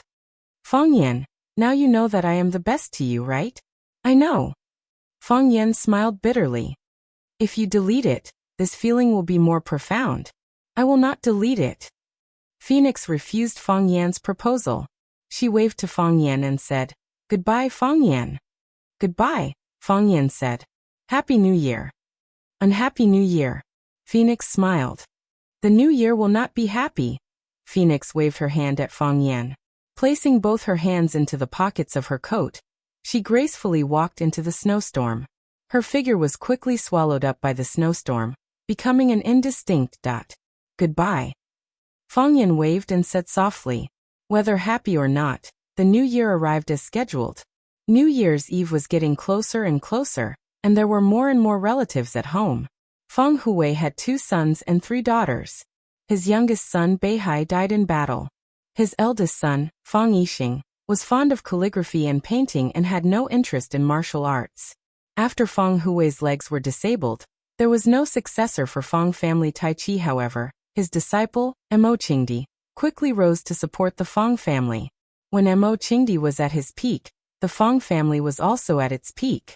No one dared to underestimate the enemy in Jianghu. However, Mo Qingdi fell like a comet, and the Feng family was once again in decline. Those few years were a nightmare for Feng Hui, the old man of the Feng family. The grumpy old man suffered one blow after another, but he still maintained a positive and optimistic attitude, because he still had hope. His grandson, Feng Yan, was his hope. He placed all his enthusiasm and expectations on Feng Yan. He personally taught Feng Yan martial arts and supervised his stance training. At a young age, Feng Yan was under unimaginable pressure. Feng Yan's erratic personality was born during that period. The pressure was too great, and he had no way to vent. He did not dare to vent, so he could only use these unreasonable little methods to express his dissatisfaction. Dissatisfaction with his family, dissatisfaction with his surroundings, dissatisfaction with the unfairness of fate. That was all. This was the biggest protest a young man could express. Feng Yan had 3 aunts. The eldest and second aunts were married in Swallow Dock. The eldest aunts Fang Yi married his grandfather's disciple, Fang Hao, so their daughter, Fang Minjing, also had the surname Fang. The second aunt, Fang Yiling, married into the Zhao family of Swallow Dock. When the old man of the Zhao family was young, he had fought with his grandfather, Feng Hui, several times, and lost every battle. The relationship between the two families was not harmonious until now. The youngest aunts had a wild personality. When she was studying at Pearl Institute of Foreign Languages, she fell in love with a classmate. After graduation, she stayed in Pearl Institute. The Feng family was very open-minded. The elders never interfered with their children's marriage. Of course, Fang Yan was an exception. According to the past practice, every year on New Year's Eve, the eldest and second aunts would bring their family to the old house to have New Year's Eve dinner with the old man. The youngest aunts used to spend the spring festival with her husband's family in Pearl Institute. This year, she brought her family back. The New Year's Eve was also a reunion night. Who didn't want to sit together with their family? Hearing that his youngest daughter was coming back, the old man Feng Hui was naturally happy from ear to ear. Ever since she was a child, he liked his youngest daughter the most. The youngest aunts called home in advance and said that they would be back for dinner on the 28th. Luan told them that a sumptuous dinner was prepared early at home. But when it was 8 o'clock in the evening, the youngest aunts and their family still did not come back. Luan called to urge them, but the youngest aunt's mobile phone was turned off. The Feng family was very anxious. Luan shouted and asked Fang Yan to take Fang Yingying and Fang Haohan to drive out to pick them up. She was afraid that the road from Yanjing City to Yanzhou was not easy to drive, and the car should not break down on the road. Fang Yan was also worried about the safety of the youngest aunts. He called Fang Yingying and was ready to drive in the direction of Yanjing to look for them. If the car really had a problem, they could also exchange the car with them and let them come back to warm up first. As soon as Fang Yan and Fang Yingying drove away from the gate of the courtyard, they saw a black Mercedes-Benz stopped in front of the gate. The back door was pushed open, and a young man wearing a thick down jacket jumped out. He looked around the village and wilderness and said discontentedly, "Mom, what kind of place is this? Are we going to spend the new year here?" Chapter 394. Zhou Mingli was very unhappy. When he was unhappy, he had to make others unhappy as well. He didn't agree to go back to the countryside for the spring festival. It was dirty, broken, boring, and poor. What was there to go? If he had a little bit of expectation for the village life before, after listening to the complaints of his classmates who had experience living in the countryside, that little bit of expectation disappeared without a trace. It turned into deep contempt and disgust. Did you know? They washed their clothes and vegetables in a small ditch at the door. They washed the vegetables downstream, and there are children peeing in the water above. I don't even dare to touch the vegetables on the plate when I eat. Whenever I see the vegetables, I think of those children peeing in the water. Their toilets are all outside the courtyard. There are no doors. When you are enjoying yourself, suddenly someone barges in. Once, I was so scared that I almost fell into the Kong bed. Yes, you didn't hear wrong. Their toilets are big Kong beds. The feces inside are piled up together to ferment. There are also maggots that crawl on your shoes. What's wrong with that? The meat they eat may have maggots. They are reluctant to throw away the meat with maggots. They wash the maggots off and then continue to eat. It's so disgusting. Zhou Mingli didn't want to eat vegetables that were washed with the river water that the children peed on. He didn't want to use the toilet where maggots might crawl on his shoes. He felt disgusted when he thought of the meat with maggots on it. He didn't want to come, and neither did his father. However, his mother, Fang Yijing, insisted that she must go back to her hometown for the spring festival this year. She hadn't spent the spring festival in her hometown for many years. His father couldn't hold on any longer and agreed to his mother's request. It was hard for him to survive alone, so he had to come back. He felt that since his mother's hometown was next to Yanjing City, how poor could it be? However, the bumpy road, the car skidded a few times and almost fell into the ditch. He was filled with fear and disgust for the place he was going to. When he arrived at his destination and saw that he was actually in a primitive village, He felt that the urine-soaked vegetables and maggots in the toilet were waving in front of him. He couldn't suppress the anger in his heart anymore. He didn't dare to vent his anger on his parents, but he dared to say a few undignified words in front of his poor relatives. They could only listen to him sullenly, and then apologize to him, saying that the conditions were not good, and that he should forgive them. Wasn't this the style and behavior of a farmer? At least, that was what Zhou Mingli thought. It was said that children's words carried no harm, but this brat's words caused the hearts of the smiling relatives to turn cold. A son does not despise his mother for being ugly, and a son does not despise his family for being poor. Swallowdock could be considered as half of Zhou Mingli's hometown. Being belittled and scolded like this made people feel very uncomfortable. Besides, the people of Swallowdock were naturally proud. They were suspicious and looked down on everything in the outside world. When the proud people of Swallowsdock heard Zhou Mingli describe Swallowsdock as a place where even birds don't shit, some people's faces turned ugly. Lu Wan and First Aunt Fang Yisin stood at the front of the crowd to welcome them. Hearing Zhou Mingli's words, they could not help but stop. When the two of them stopped, the others naturally stopped as well. When the atmosphere was awkward, Fang Yijing walked out from the other side of the car and shouted, "Zhou Mingli, what are you talking about? This was Swallowdock. Mother's home. I was born and raised here. I think it's pretty good. What are you dissatisfied with?" Zhou Mingli twitched his mouth. Obviously, he did not agree with his mother's point of view. He just did not want to argue with her. The door of the front passenger seat was pushed open.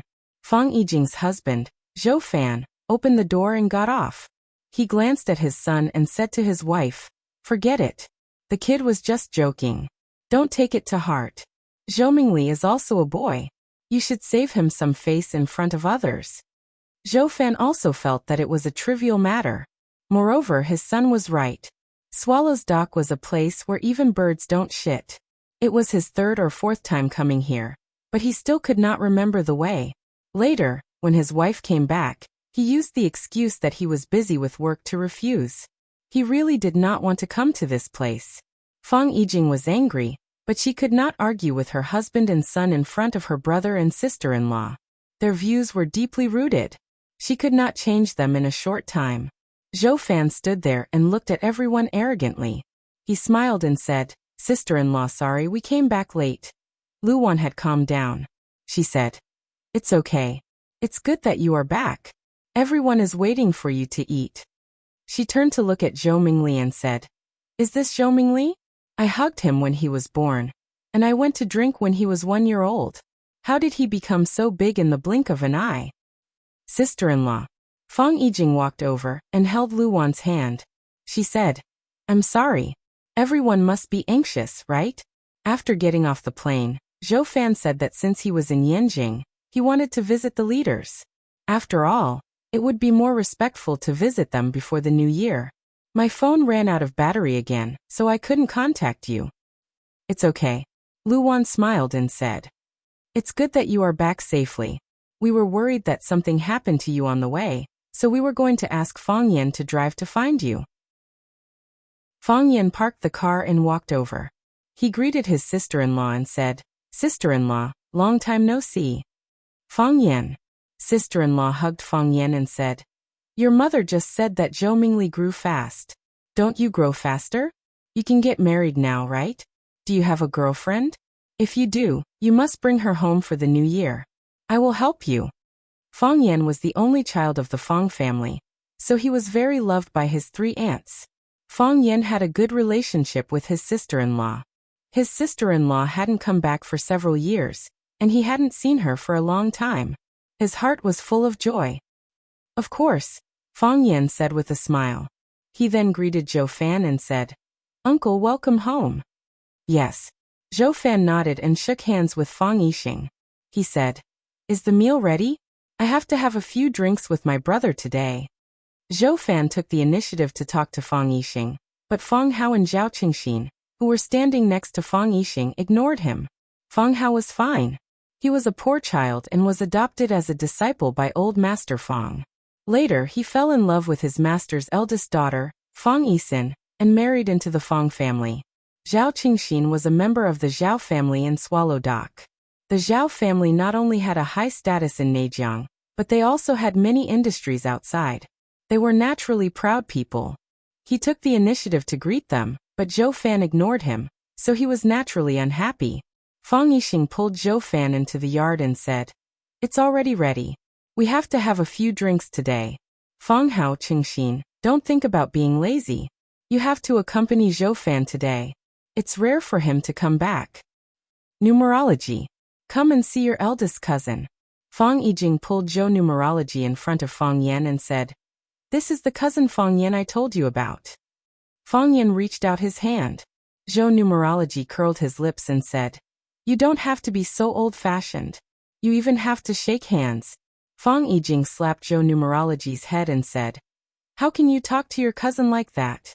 Fang Yan waved his hand and said, "It's okay. I'm doing this because of my condition. In fact, I don't like to shake hands with people easily." Hearing what Fang Yan said, Zhou Numerology had a good impression of Fang Yan. He looked at Fang Yan and asked, "My mom said that everyone in your family knows martial arts. Is that true?" "Yes." Fang Yan nodded. Zhou Numerology pointed at a bluestone brick at the door and said, "Can you break it with one palm?" Fang Yan laughed and said, "More or less."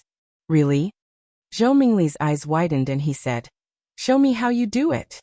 Fang Yan refused and said, "Why do you have to break the brick? You've been on the road for a day. Go in and eat something. Are you hungry?" "We've already eaten," Zhou Numerology said impatiently. "We ate at Yanjing Hotel. My dad went to visit his leader for the new year, so we ate at Yanjing Hotel." "Can you really break bricks? You're not lying, are you?" Zhou Numerology. Fang Yijing couldn't help but want to lose his temper. This bastard child. Why did he say all the things he shouldn't say? She called home in advance and said that she would come back to have dinner with everyone at night. However, when they arrived at Yanjing, her husband wanted to visit his leader. It was better to be early than late. The leader would be busy after the new year, so there was no chance to meet. Visiting before the new year showed respect for the leader, and it could leave a deep impression on the leader. Her husband wanted to climb his career, so as his wife, she could only support him. When they arrived at the hotel, her son said that he was hungry again. She said that they would eat after they got home, but her husband made the decision to order a big meal for his son. It was fine if he ate, but he shouted it out in front of everyone. How would the starving relatives at home feel? Fang Yan raised his eyebrows slightly, but he didn't want to argue with his aunt's child. He said, "What's there to lie about this? It's a very common thing. But I don't think it's necessary. This is a brick for the door, and we need it to close the door." For the men of Swallow Dock, breaking bricks with one hand was more common than using an axe to chop firewood. It was not something worth showing off. He also didn't want to excitedly perform breaking bricks when the child asked. There must be more important things to do when meeting with family. Plus, he was really hungry after waiting for so long. "I didn't say anything wrong," Zhou Numerology said to his mother, dissatisfied. "You said that everyone in your family is a martial arts master, and they don't even dare to break bricks. What kind of swallow village is this? It's a lie, isn't it?" Fang Yan slapped Zhou Numerology's head and said with a smile, "This child is quite mischievous." Plop. Zhou Numerology lost his balance and fell to the ground. Chapter 395. Zhou Mingli was born in a family of officials. His grandfather was an official in the Pearl Bank system, and his father also held an important position in the banking system. Because they dealt with money all day long, their family was naturally not short of money. And because he was the eldest son of the Zhou family, he was very spoiled. Usually he could get whatever he wanted, even if he wanted the moon in the sky. That was impossible.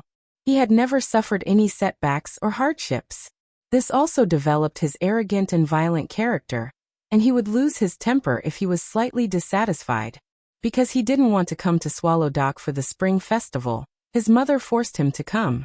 He didn't dare to vent his anger on his mother, but he wouldn't be stingy to pour it on the villagers of Swallow Dock.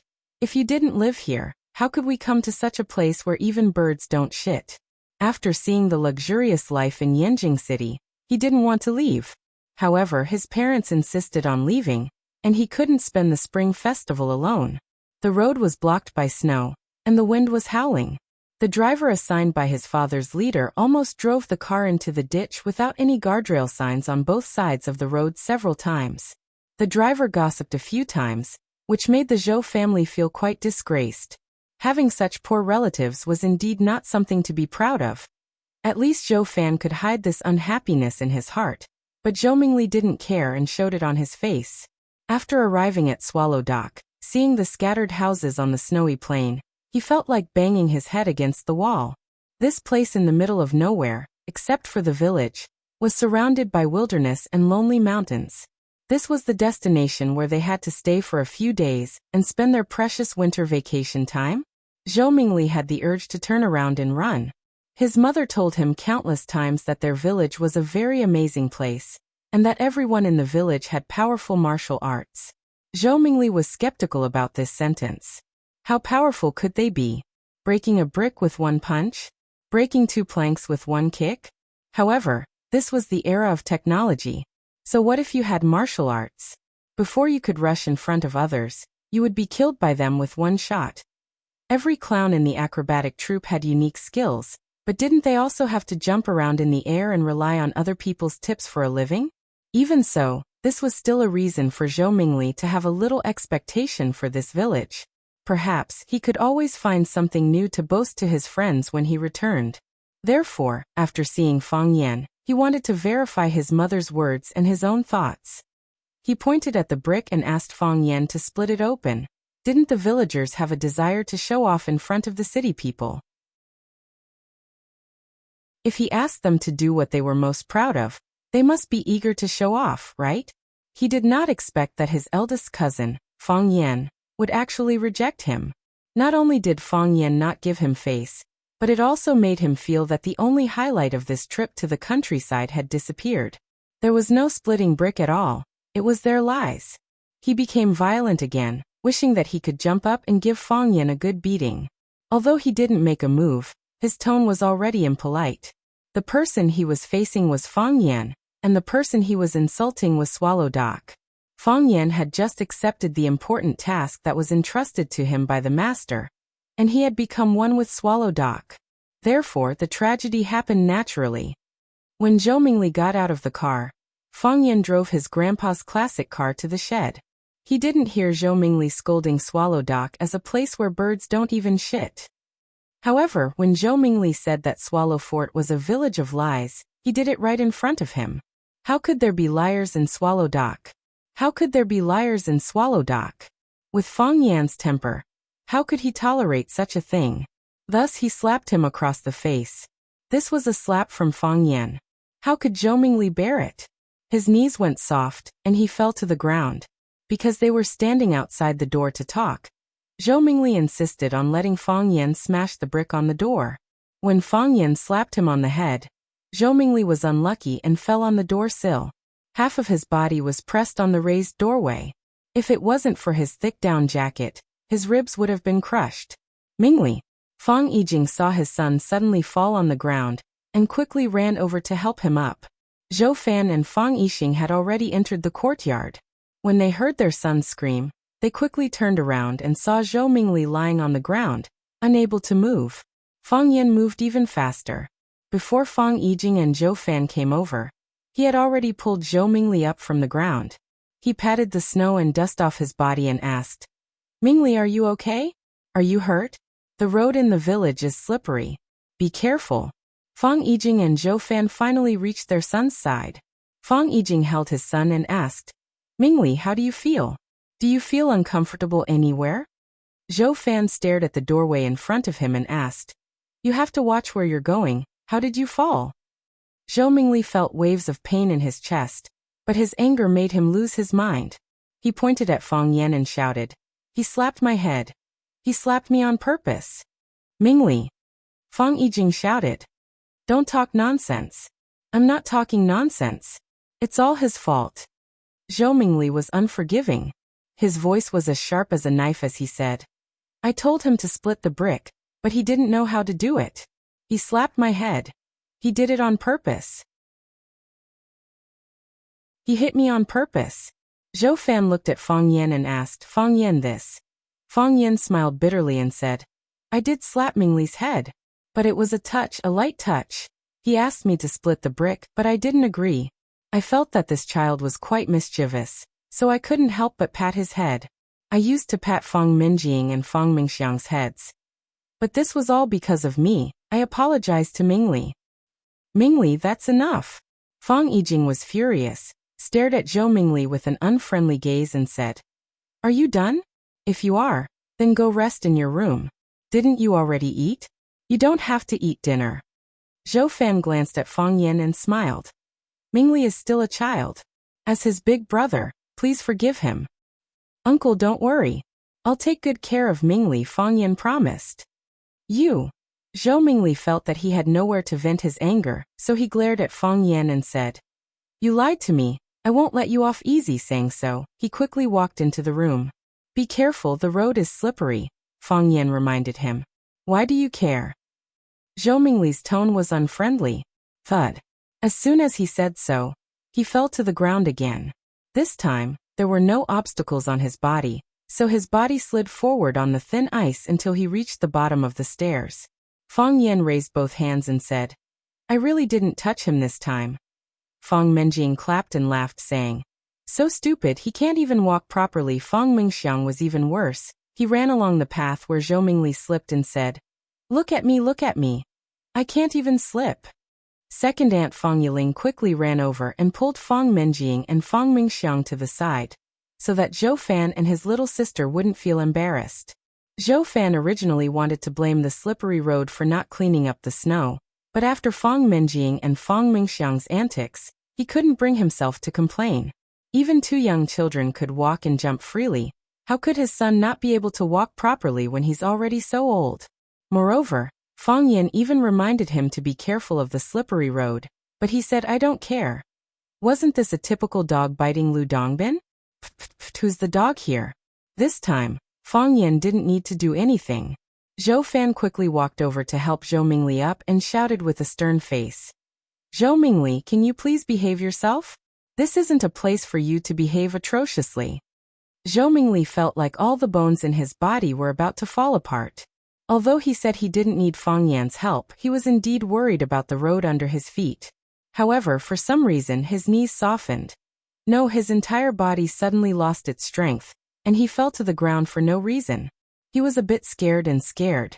He felt pain in his chest just now, so he was worried that he might have some side effects from the fall.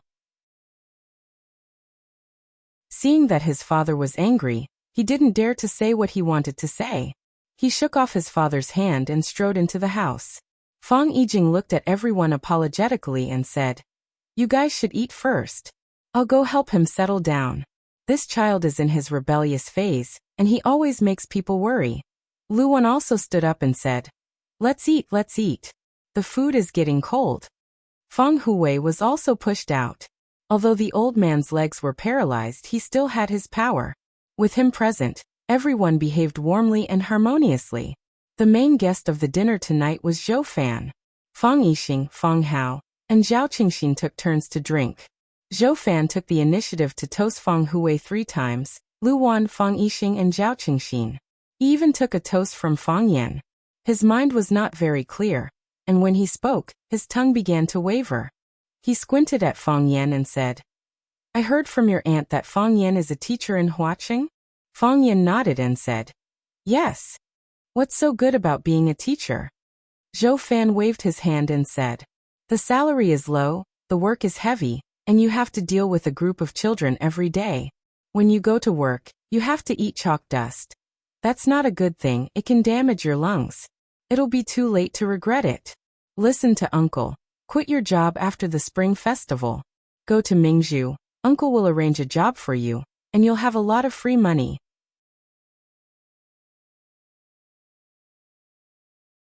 Chapter 396.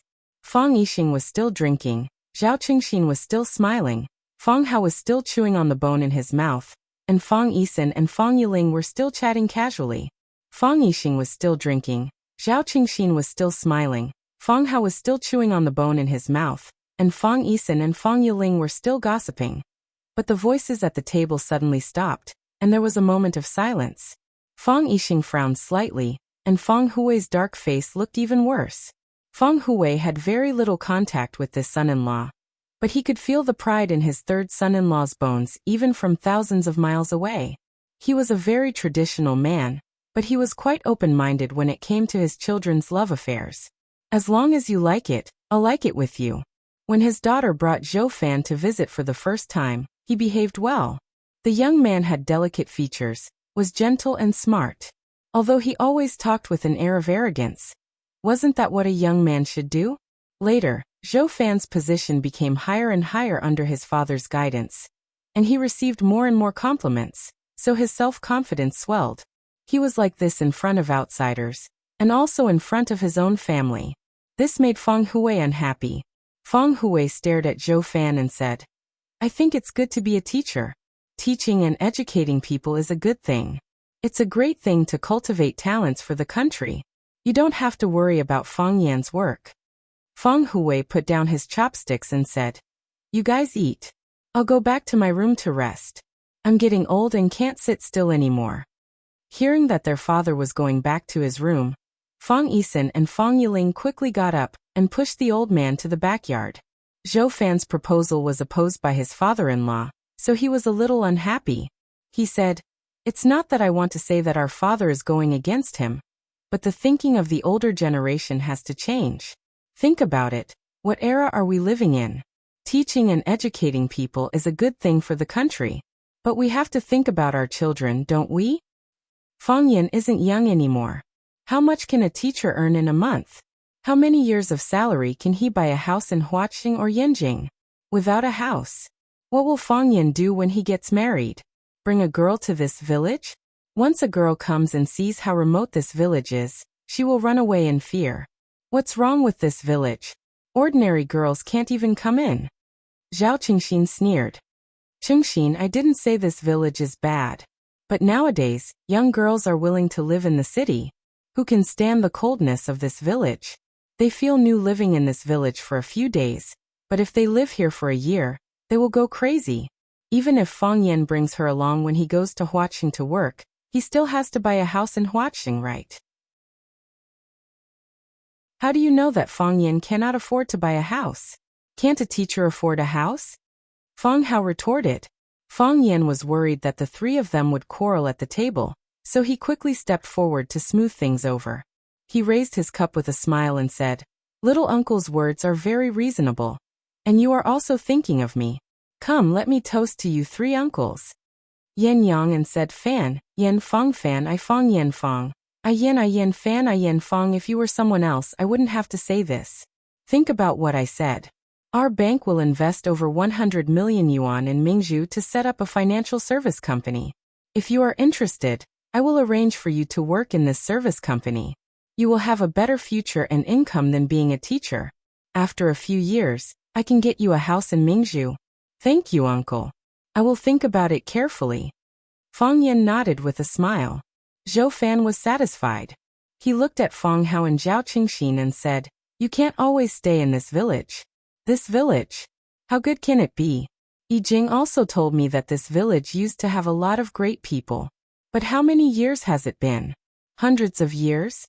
We can't always hold on to the glory of our ancestors. We have to look forward, right? Zhao Qingxin trembled with anger and deliberately said, We want to go out, but we have to arrange a way for you. Zhou Fan felt the hostility in Zhao Qingxin's words, so he didn't really want to help him. He said, If there is a suitable opportunity, I will arrange it for you. The meal ended on a bad note. Zhou Fan went back to the room he and Fang Yijing lived in. He lay on the bed and said, I think your family is hostile to me. Why is it hostile to you? Fang Yijing was packing her luggage and asked casually. Every time a fortune teller comes, he will fall. I can see that the boy really suffered a loss in the hands of Fang Yan. Otherwise, he wouldn't be so emotional. And your father, when I said I would arrange a job for Fang Yan, he looked at me as if he wanted to eat me. I mean, well, don't I? If it were someone else, I wouldn't have to worry about it.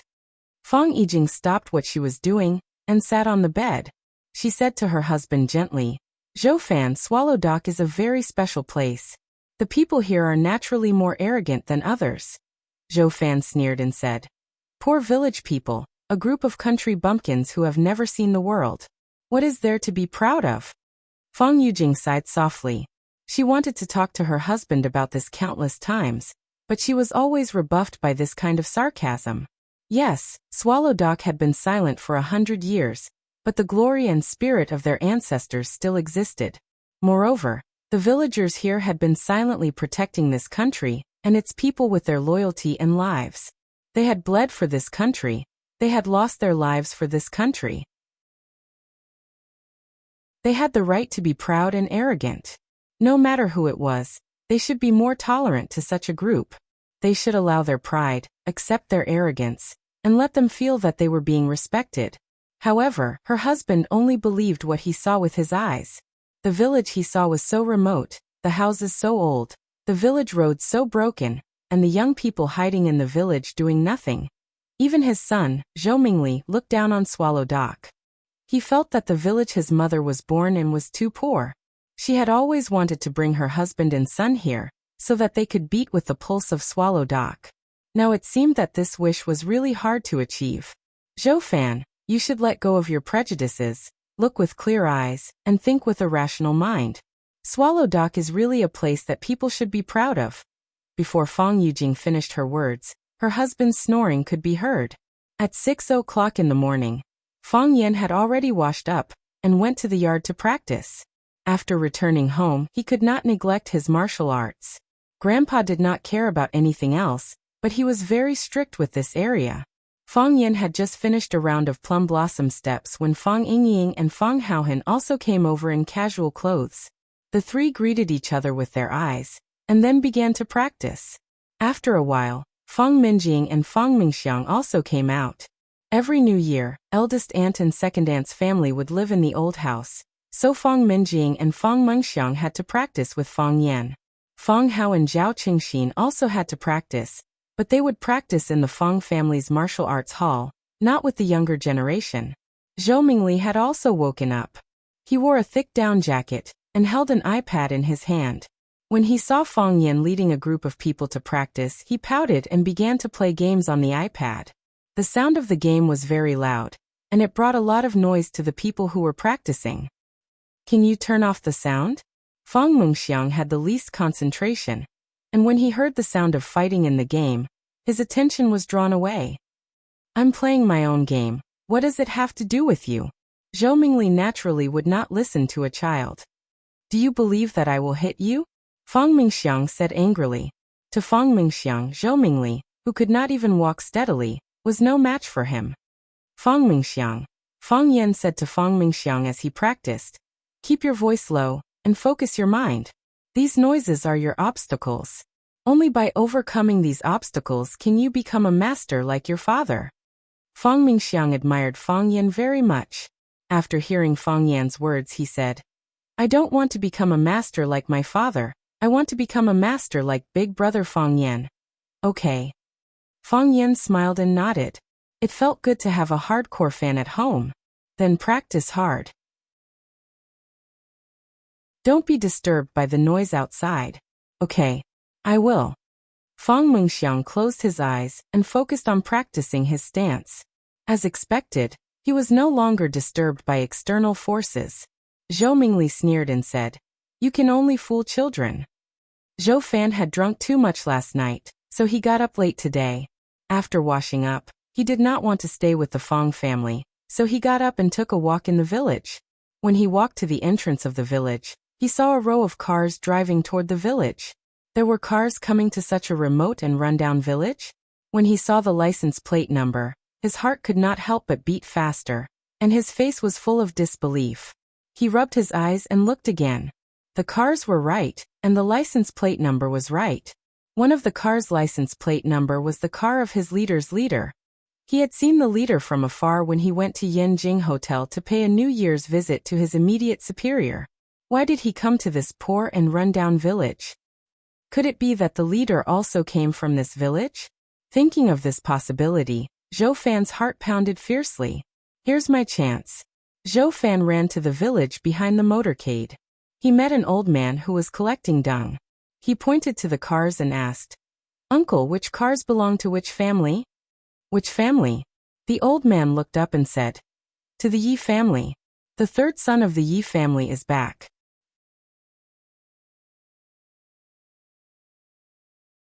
Chapter 397. The 29th of the 12th month, also known as Little New Year's Eve. Every family held a banquet, people came and went to visit other people.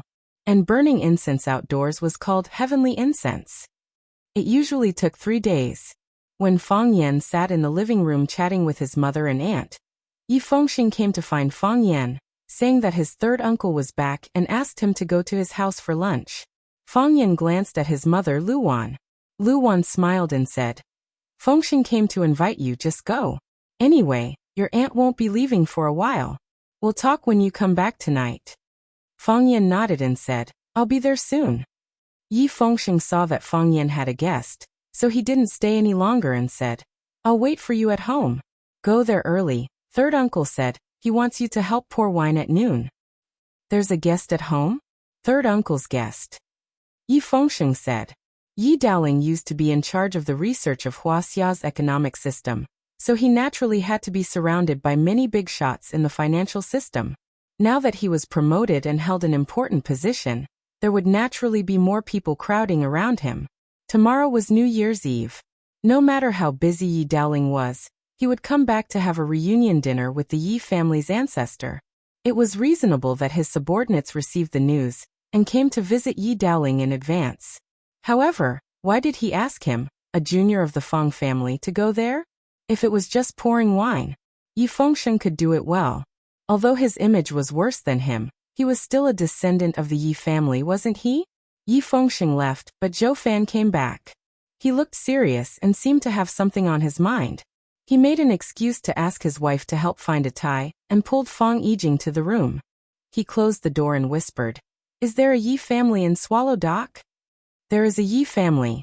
Fang Yijing looked at her husband in confusion and said, "Why do you ask?" Zhou Fan was excited. He grabbed his wife's hand and asked, "How is the relationship between your two families? Do you have any contact? Aren't people from the countryside all related to each other? Are you relatives?" "No." Fang Yijing shook her head. The relationship between the Fang and Yi families has never been good, and they're even hostile towards each other. "Zhou Fan, what are you trying to say? How did the Yi family provoke you?" Fang Yijing was telling the truth. In the past, the relationship between the Yi family and the Fang family was not harmonious.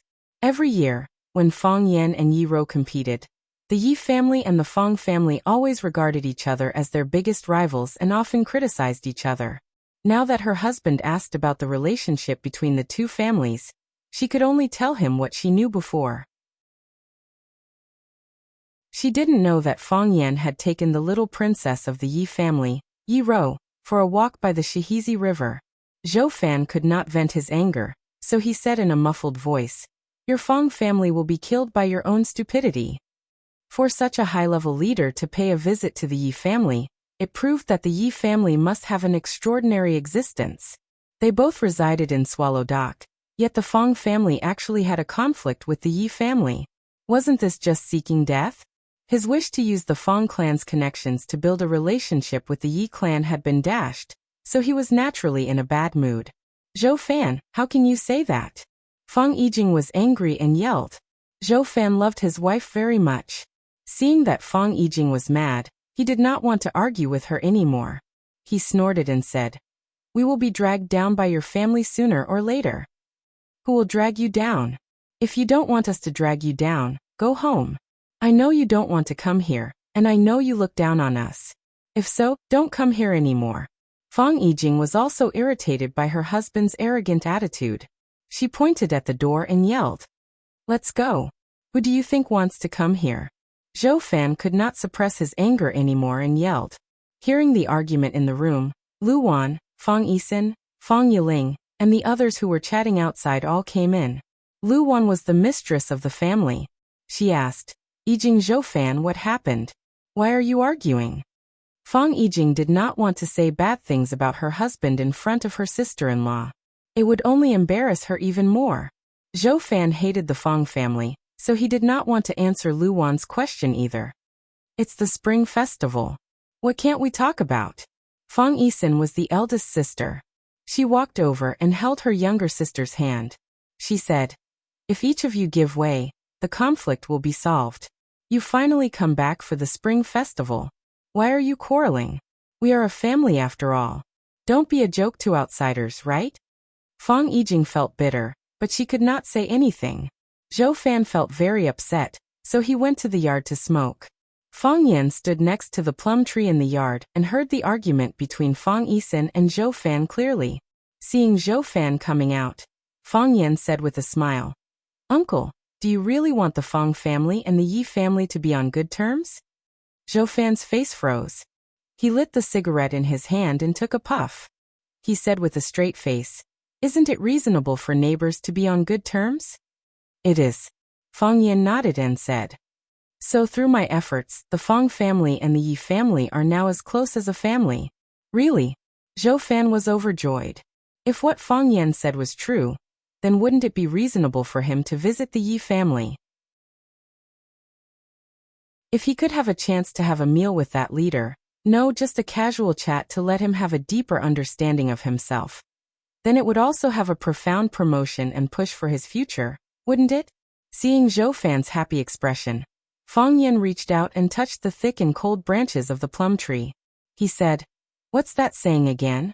A close neighbor is better than a distant relative. I didn't have a clear understanding of this saying before. A distant relative is still a relative. How can a neighbor be better than a relative?" Now I realized that what he said made sense. Some relatives really don't treat their own family members as human beings. Zhou Fan's eyes were slightly cold, but he forcibly suppressed the hostility in his heart. He said with a smile, "I chatted with your aunt for a bit. Don't take it to heart. Who hasn't quarreled in a family? Relatives are relatives after all. If I didn't treat you as relatives, would I have taken the initiative to suggest finding a job for you last night? Do you know how many people come to me for help with their work problems every day?" "Yes. That's why I have to thank you for your kindness, uncle." Fang Yan nodded and said, "But I have to be honest. After a night of careful consideration, I still decided to go to Huaqing to be a teacher, because this is a job I like, and also a job that can give me more insight into life." After becoming a teacher, Fang Yan understood the importance of responsibility. After becoming a teacher, Fang Yan understood the importance of morality and rules. It was only after Fang Yan became a teacher that he realized the preciousness of writing Gaul. Civil officials were not greedy for money, and military generals did not hesitate to die. They would definitely be able to win the respect of all the countries in the world. Even a mere scholar, as long as he had a writing Gaul to protect himself, he would be able to break through the dragon's pool and tiger's den. It was also during his time as a teacher in Huaqing that Fang Yan glimpsed the spirit of writing Gaul from his grandfather, Lu Gong. That was why his Tai Chi heart, which had been silent for a long time, trembled and began to spin again. He disregarded life and death, and took the risk to accept the challenge from the Thousand Leaves army, which led to another breakthrough in his Tai Chi heart. Wasn't it because his heart was cleansed and his soul was sublimated? According to Fang Yan's personality in the past, he would definitely turn around and run when he met a top expert like the Thousand Leaves army. Then he would crawl into the Yi family and never come out again. Fang Yan was grateful for his trip to Huaqing, for Rosefinch High, and for everyone he met on this trip. Of course, Jiang Junling was an exception. It was because of them that his life was so exciting and fulfilling. The Fang family also understood the significance of Rosefinch High to Fang Yan, so no one asked Fang Yan to leave. Even Fang Huwei felt that his grandson had gained a lot from this trip. If he could break through the realm again, it would be a great thing for the Fang family. This was also the reason why everyone had a strange expression when Zhou Fan proposed to help Fang Yan find a job last night. Zhou Fan was like a poor millionaire. No matter how hard he tried to show off his wealth, the millionaires in the audience wouldn't give him warm applause. For the men of Swallow Dock, improving their martial arts was the most important thing. Since this is your choice, I will express my understanding and respect. Zhou Fan said with a smile. He didn't care where Fang Yan was going to work or if he had a job. You said that the Fang family and the Yi family are as close as a family? But just now your aunt said the two families didn't get along very well? Yi Dowling, does uncle know this person? Fang Yan asked with a smile. Zhou Fan's pupils shrank and his breathing became rapid. Yi Dowling, if he was still unfamiliar with him before, then with his latest transfer order being released through various media, it had attracted the attention of the entire country. It was an extremely rare opportunity to get in touch with a leader like Yi Dowling. He tried hard to control his excitement and said, Yi Dowling is also from Swallow Dock? Yes. Fang Yan nodded with a smile. Just now, his nephew came to me and said that third Uncle Yi asked me to go to their house for lunch. It is said that some guests came to their house and I have to go pour some wine. Why should I go pour wine for them? I really don't want to go. Zhou Fan opened his mouth. After a long time he said softly, how about I go with you? I have accumulated some experience in pouring wine. That won't do. Fang Yan refused. They didn't invite you. I don't want to invite you either. If I rashly bring you in and make the master unhappy, what about our Fang family?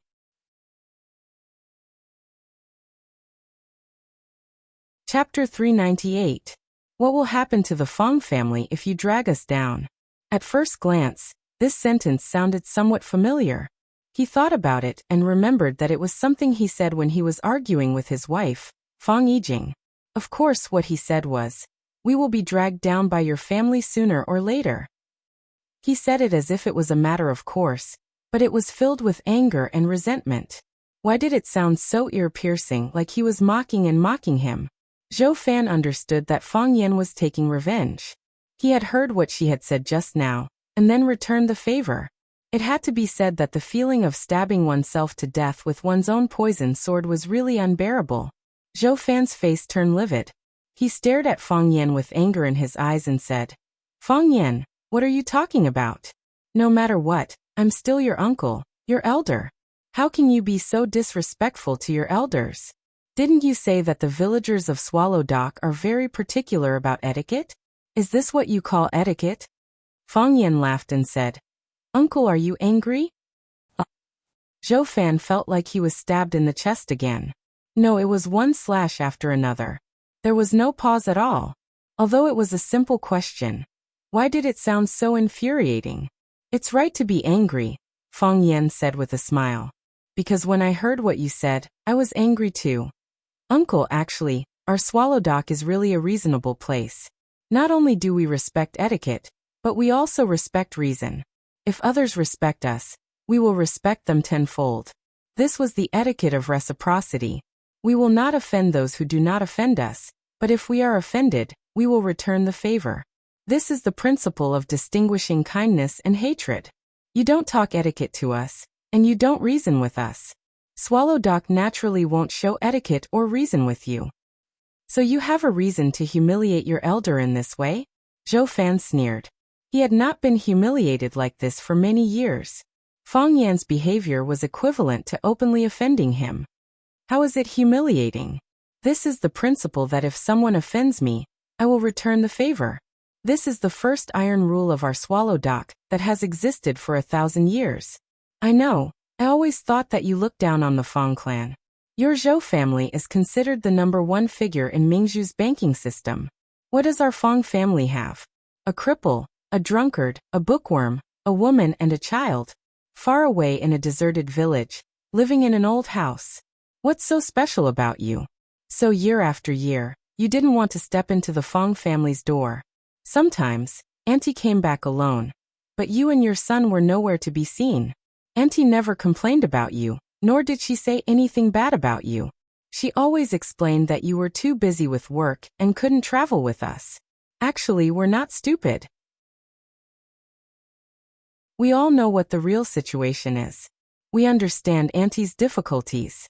We didn't want to expose her. We didn't want to embarrass our sister-in-law.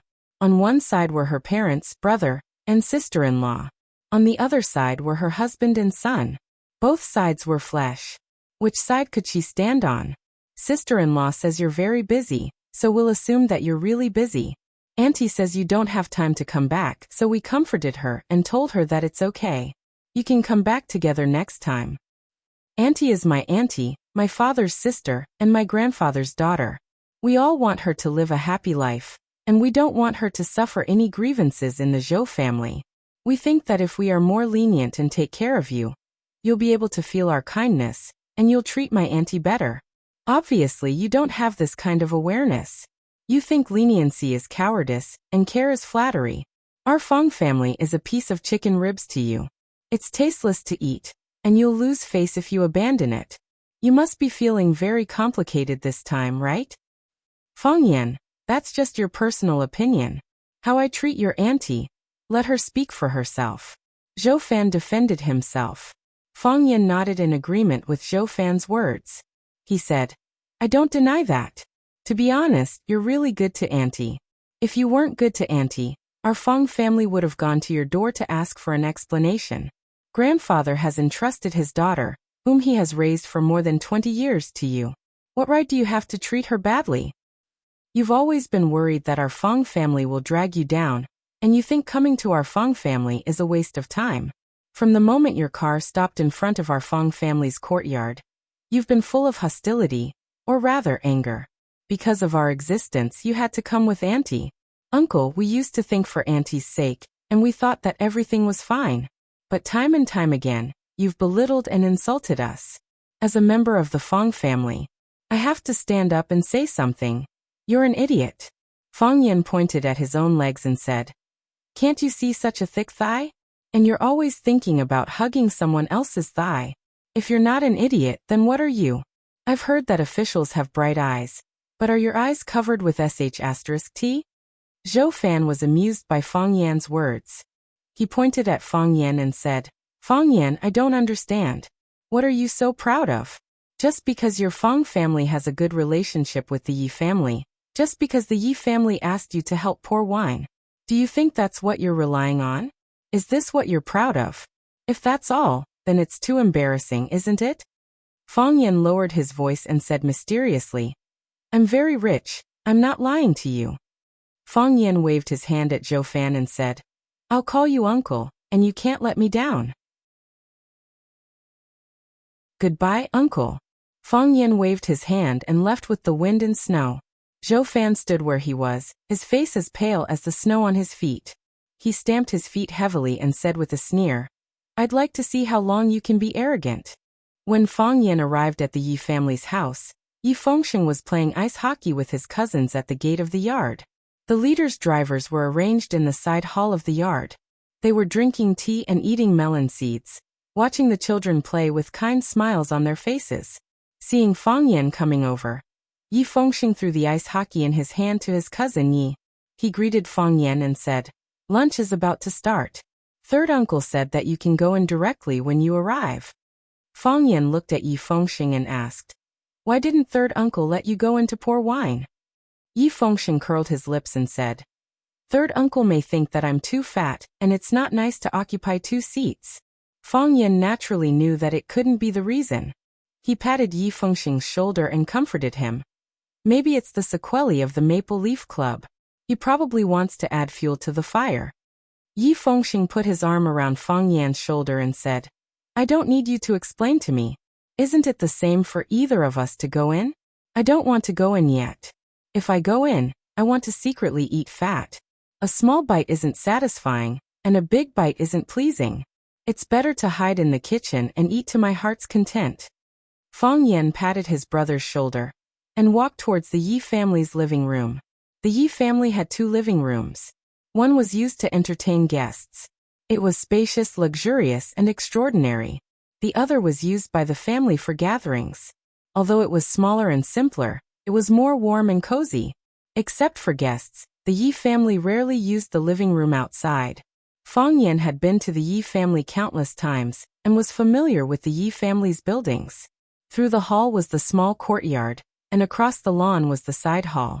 To the left was the cement path of the main living room, and to the right was the stone path of the Yi family's inner residence. Feng Yan walked up the cement path and stood at the door of the living room and looked in. Yi Dowling was sitting on the main seat, accompanied by an old man. There were also a few middle-aged men about Yi Daoling's age sitting on the left and right sides. They didn't use the 2 rows of yellow rosewood chairs on both sides of the living room. Although it looked formal and dignified, it was easy to pull people apart. They sat on the sofa made of the same rosewood. Although it was a bit crowded, it made their relationship look more intimate and harmonious. As a brilliant politician, it was impossible for Yi Daoling not to understand these details. Seeing Fang Yan appear at the door of the living room, Yi Daoling waved to Fang Yan and said, "Come over, we're waiting for you." Fang Yan walked in front of Yi Daoling and took the initiative to fill the cups in front of everyone. He said with a smile, "Hello leaders, I'm here to serve you." Yi Daoling pointed at Fang Yan and said to his colleagues, "This is the Fang Yan I mentioned to you just now. Although this kid's surname is Fang, I've always treated him as a nephew, very slippery. If it wasn't for his act at the Maple Leaf Club, I wouldn't have gotten this benefit." Everyone sized up Fang Yan while flattering Yi Daoling. The white-haired old man said in a deep voice, "I also heard those rumors that Daoling got lucky. What a joke.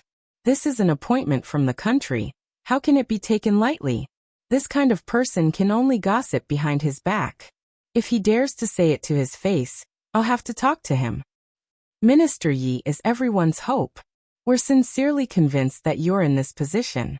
I also want to get lucky and move my butt forward. But I've been looking forward to it for so many years, but I've never waited for such an opportunity. Ha ha." Yi Daoling smiled calmly and looked at Fang Yan and said, "Everyone here is your elder. You have to toast them a few more times in a while. Coming to Swallow Dock as a guest, it's fine if we don't treat them well in other aspects, but we can't not drink good wine. It's the annual vacation now, don't worry about them making mistakes."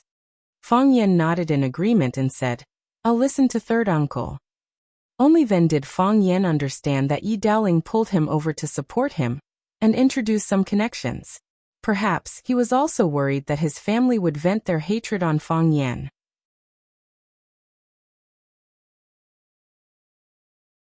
Chapter 399.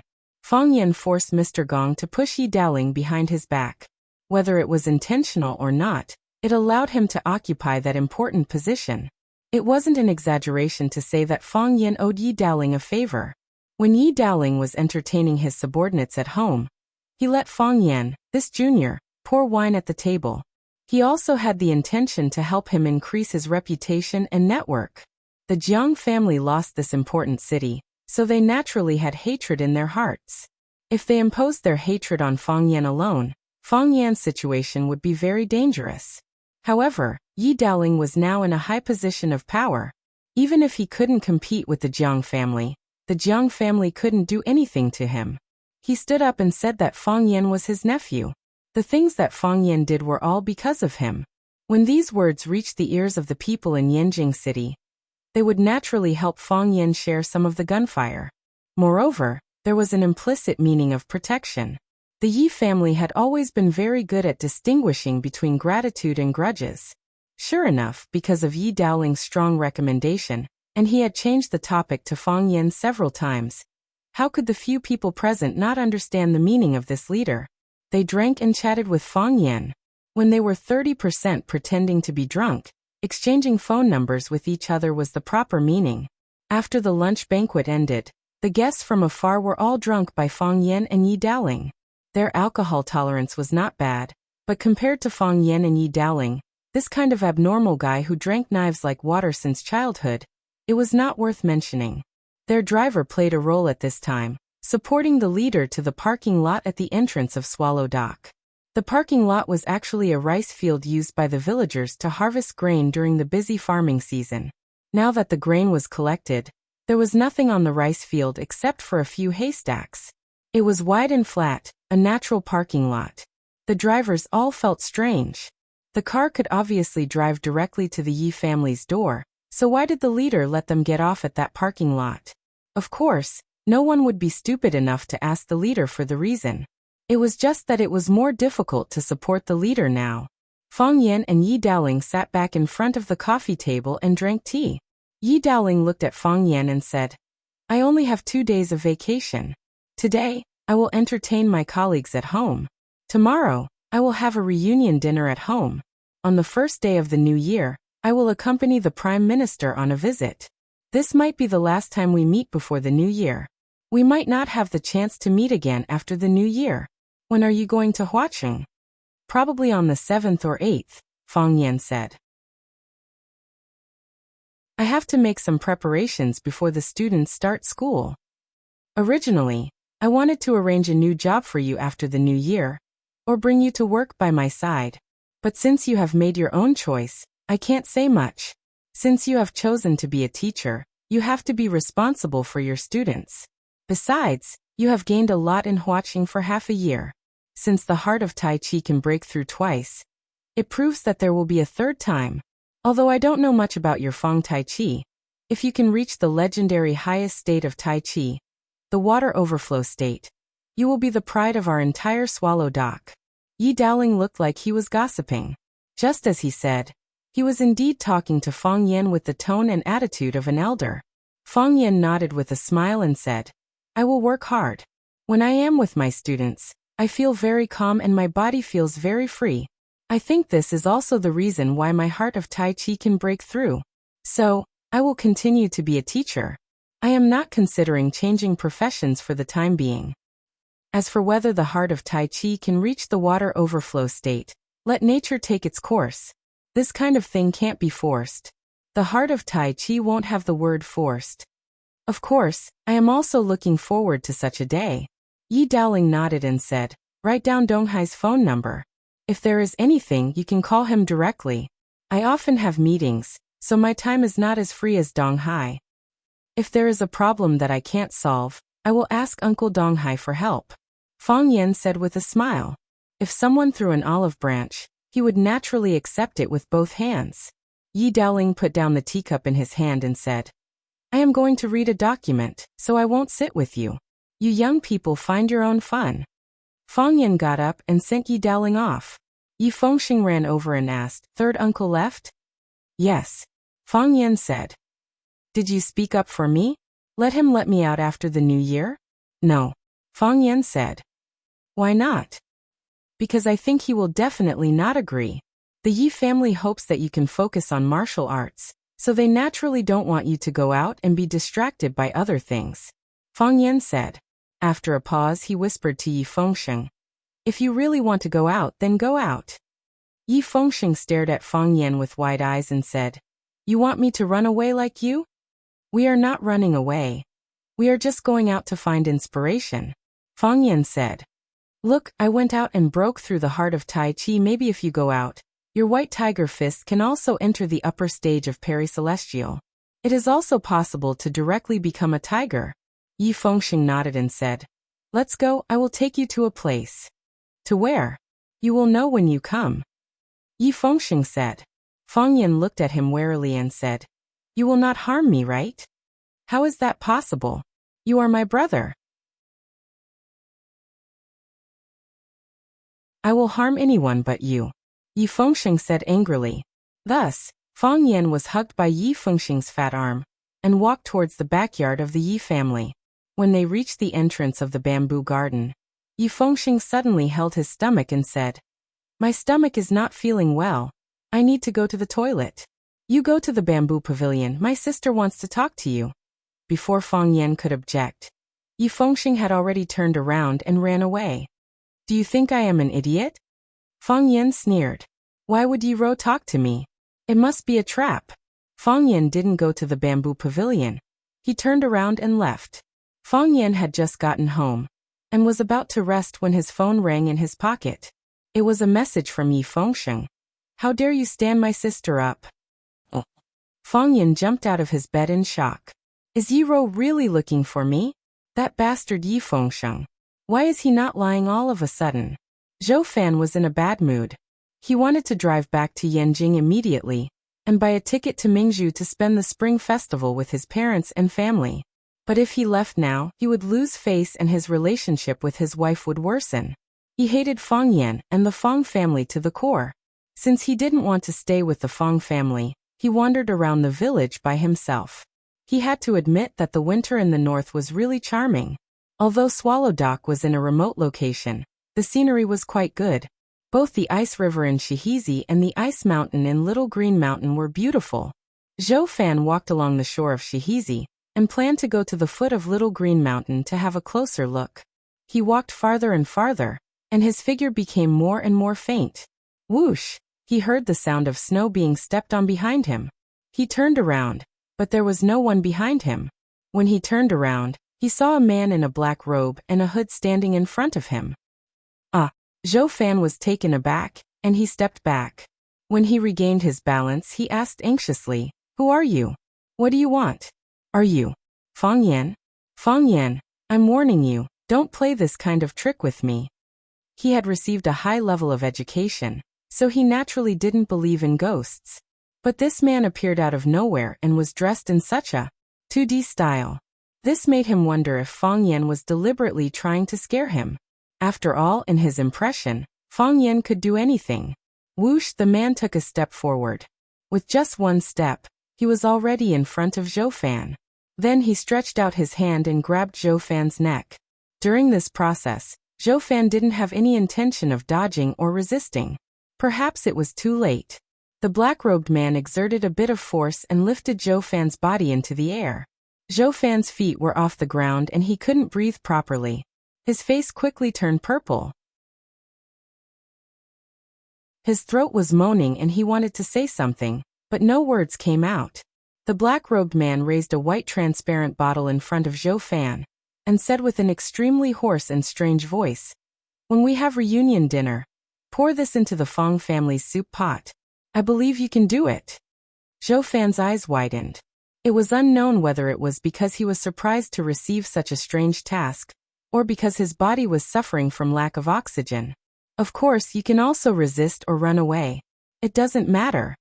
As the black-robed man spoke, the hand that was strangling Zhou Fan's throat twisted slightly, and Zhou Fan's mouth opened wide.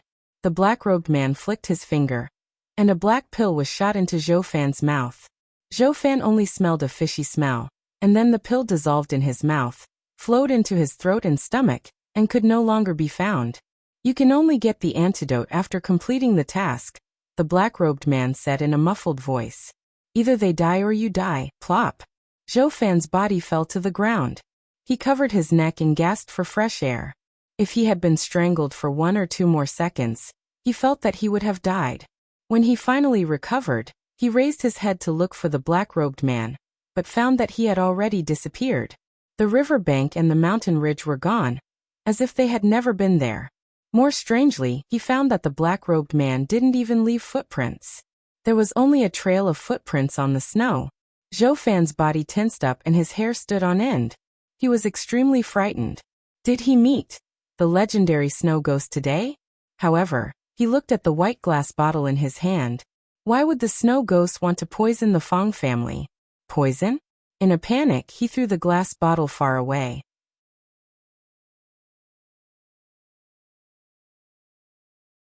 Chapter 400. Zhou Fan vomited until his heart and lungs were torn apart. Again and again he stuck his fingers into his mouth and dug, then lay on the ground and vomited. He vomited his lunch, his bile, and even his internal organs, but he was still not sure whether he had succeeded or not. He was very sure that the black-robed man put poison in his mouth. If he could not complete the task, he might die from the poison because there was no antidote. However, if he completed the task, then would anyone from the Fang family be alive? He did not want to die, nor did he want the Fang family to die. Yes, he hated the Fang family, and he hated Fang Yan, but it was not to the point where he could not live or die. He wanted to spit out the pill, and he wanted to pretend that nothing had happened. However, no matter how hard he tried, he knew better than anyone else that he was actually doing useless things. He lay down in the snow powerlessly, letting the cold wind blow on his cheeks, letting the scattered snow cover his body. He opened his eyes and looked at the vast sky. At this moment, the sky was just like his current mood. He was a little regretful. Why did he come here to see the Little Green Mountain? Wasn't it enough to see it from afar? He began to hate again. He hated Fang Yan, hated the Fang family. If it were not for Fang Yan, if it were not for the Fang family, how could he have encountered such a thing? How could he be forced to take poison? Even his own wife was the same. That hateful woman. Why did she force him and his father to come to this damned place to celebrate the spring festival? He still hoped that this was not true, that the black-robed man was Fang Yan or his friends in disguise, and they were just punishing him for belittling them. This was actually a realistic farce. He lay in the snow for a long time, until the phone in his pocket rang. Only then did he come back to his senses. He got up from the snow, took out his phone, glanced at the caller ID, then hung up and turned off the phone. He did not want to talk now. Either they die or you die. The black-robed man threatened him with a hoarse voice. This was really a dilemma. He did not want to die, he could not die, he must live. However, was this the reason for wanting the Fang family to die? He searched around and finally found the transparent glass bottle in the snow. As long as he poured the drop of liquid in the bottle into the soup, he would complete the task and receive the reward of survival. He put the glass bottle into the hidden pocket of his windbreaker, patted off the snow on his body, and walked home as if nothing had happened. When Zhou Fan returned to the Fang family, Fang Yijing was already waiting for him at the entrance of the courtyard. Fang Yijing looked at Zhou Fan and said, "Zhou Fan, let's talk." After saying that, he turned and walked towards the room. Zhou Fan followed behind Fang Yijing. After they entered the room, Fang Yijing closed the door. Fang Yijing looked at her expressionless husband and sighed softly. "Zhou Fan, I know you don't want to come here. I know you don't like my family. Even numerology says that you're not happy here. Tomorrow was Chinese New Year's Eve. It was not appropriate to go back at this time. After the reunion dinner tomorrow night, you can go back first with numerology. I rarely go home, so I'll be staying at home for a while. My dad's health isn't good, and I haven't been by his side for many years. This time, I have to stay by his side no matter what to do as a filial son." Zhou Fan held his wife's hand and said, "Why wouldn't I want to come? I won't come if I don't want to. It's not that I don't like you, it's just that there's some misunderstanding. I'll stay and have reunion dinner with you. If there's nothing else after Chinese New Year, I'll stay with you for a few days. Your family is my family." "Zhou Fan?" Fang Yijing looked at her husband in shock. How did he change so much in such a short time? He didn't answer her call, and even turned off his phone. Wasn't it because he was unhappy with her and her family? Zhou Fan grinned and said, "I figured out a lot of things just now. I do have a problem with my body. I'll talk to them." "Zhou Fan, thank you." Fang Yijing held her husband's hand tightly and said gratefully. They ate dumplings on Chinese New Year's Eve. According to the old rules of Swallow Fort, although dumplings weren't the main dish for reunion dinner, it was an essential reunion dinner. Fish, meat, seafood, and wild vegetables were the main dishes. After eating and drinking, they would eat a few steaming dumplings. Oil would be left at the corners of their mouths, and their lips would smell fragrant. That beautiful feeling of happiness could last from the old year to the new year. On the afternoon of Chinese New Year's Eve, Fang Yan didn't go out. He stayed at home with his mother and 3 aunts to make dumplings. His mother, Lu Wan, took out 2 pieces of white jade from her purse. After washing them with clean water, she solemnly put them into the dumpling bag and said, "These are auspicious dumplings. Whoever eats them will be the luckiest person." Fang Minjing's face was full of joy. She said crisply, "I'll definitely eat them." Eldest aunt Fang Yisan took a look at the white jade and joked, "You're really generous." Zhou Mingli was sitting on the sofa playing games. When he saw his aunt put the white jade into the dumpling bag, he said in disgust, "Disgusting. I hope I didn't eat them." Fang Yan raised his eyebrows and was about to get angry. Lu Wan gave him a look to tell him not to cause trouble. Fang Yan didn't want to make his mother angry on Chinese New Year's Eve. He washed the flour on his hands and said to Zhou Mingli, "Mingli, didn't you want to see me split the brick with one hand? Let's go. I'll show you." Zhou Mingli looked at Fang Yan in confusion and said, "You're not lying, are you?" "How can I lie about this?" Fang Yan asked with a smile. "Are you worried that the brick is fake or that the hand is fake?" Zhou Mingli thought for a while and exited the game. He said, "I'd like to see if you're bluffing." Fang Yijing looked at Zhou Mingli, who followed Fang Yan out. She said worriedly, "Will Mingli be okay?" Lu Wan looked at her and said, "Don't worry. Fang Yan knows what he's doing." Fang Yisan looked at his sister and said, Yijing, you should also persuade them to come back happily and have a happy New Year's Eve. Isn't that great? Fang Yijing smiled softly and said, we talked yesterday. Zhou Fan said he thought through a lot of things. He said there's a misunderstanding and he'll get along well with everyone. Fang Yisan nodded and said, that's more like it. He's also the son-in-law of the Fang family. Otherwise, how could he have the chance to come to Swallow Dock to eat and drink? Fang Yijing smiled and didn't answer. People in Swallow Dock were born proud, but people outside thought that Swallow Dock had nothing to be proud of. The contradiction was too big. No matter how hard she tried, she couldn't solve it. Some things couldn't be said too directly. If she told her husband that Swallow Dock was actually Wuxia's guardian, Zhou Fan would definitely suspect that she had some mental illness. In the era of technology, who would believe that a group of people like that existed? Fang Yan took Zhou Mingli to the bank of Shihizi and picked up an intact blue brick in the corner of the backyard of the Li family. He handed the brick that still had ice on it to Zhou Mingli and said, you lift this brick, I'll break it. How do I lift it? Zhou Mingli didn't care about getting his hands dirty. He grabbed the blue brick and asked. Raise both hands, Fang Yan said. Hold one corner with each hand. Zhou Mingli lifted the blue brick above his head according to Fang Yan's instructions and asked, like this? Like this, Fang Yan said. Lift it up. Fang Yan told him and started pretending to control his qi. His mouth was tightly shut, and his cheeks were puffed up like a frog that was filled with air. Open. Fang Yan slapped at the blue brick. Zhou Mingli's body took a few steps back, but the blue brick was intact. There wasn't even a crack, let alone being split in half. Zhou Mingli straightened his body and looked at Fang Yan with disdain. He said, can you do it or not? If you can't, I'll go back. Who wants to see you show off here? Try again. Fang Yan said embarrassedly. The angle just now was wrong. You lift the blue brick and I'll split it again. I can do it this time. Zhou Mingli thought about it and felt that it didn't matter since it was already here, so he lifted the blue brick again. Fang Yan suddenly exerted force and slashed at the center of the blue brick like lightning. Crack! Zhou Mingli only felt his arms shake and the blue brick in his hand was split into two. He looked at Fang Yan in disbelief and asked, is it really possible? There's something more exciting. Do you want to see it? Fang Yan said with a smile, his voice full of temptation. What else? Fang Yan pointed at a crooked tree next to him and said, you climb up this tree and throw the brick down.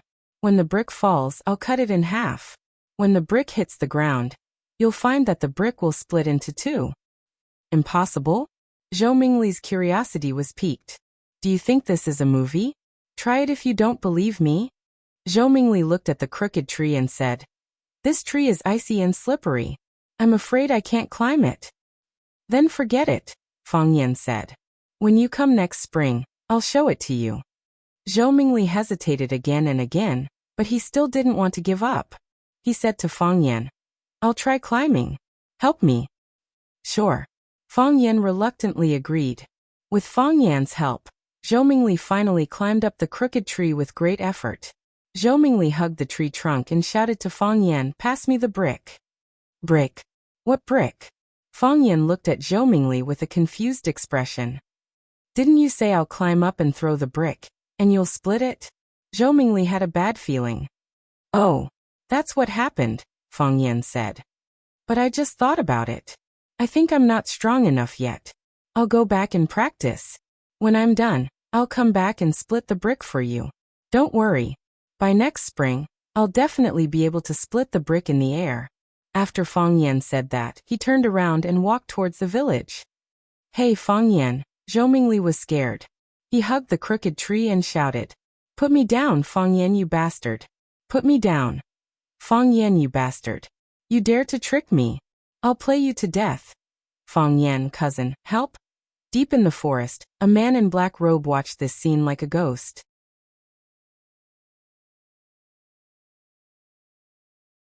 Chapter 401. Come back quickly, I can't handle it alone. The tree trunk was too tall, the bark was too slippery, and it was covered with a thin layer of ice. If he wasn't careful, he might slip and fall to the ground. Zhou numerology relied on Fang Yan's help to climb up.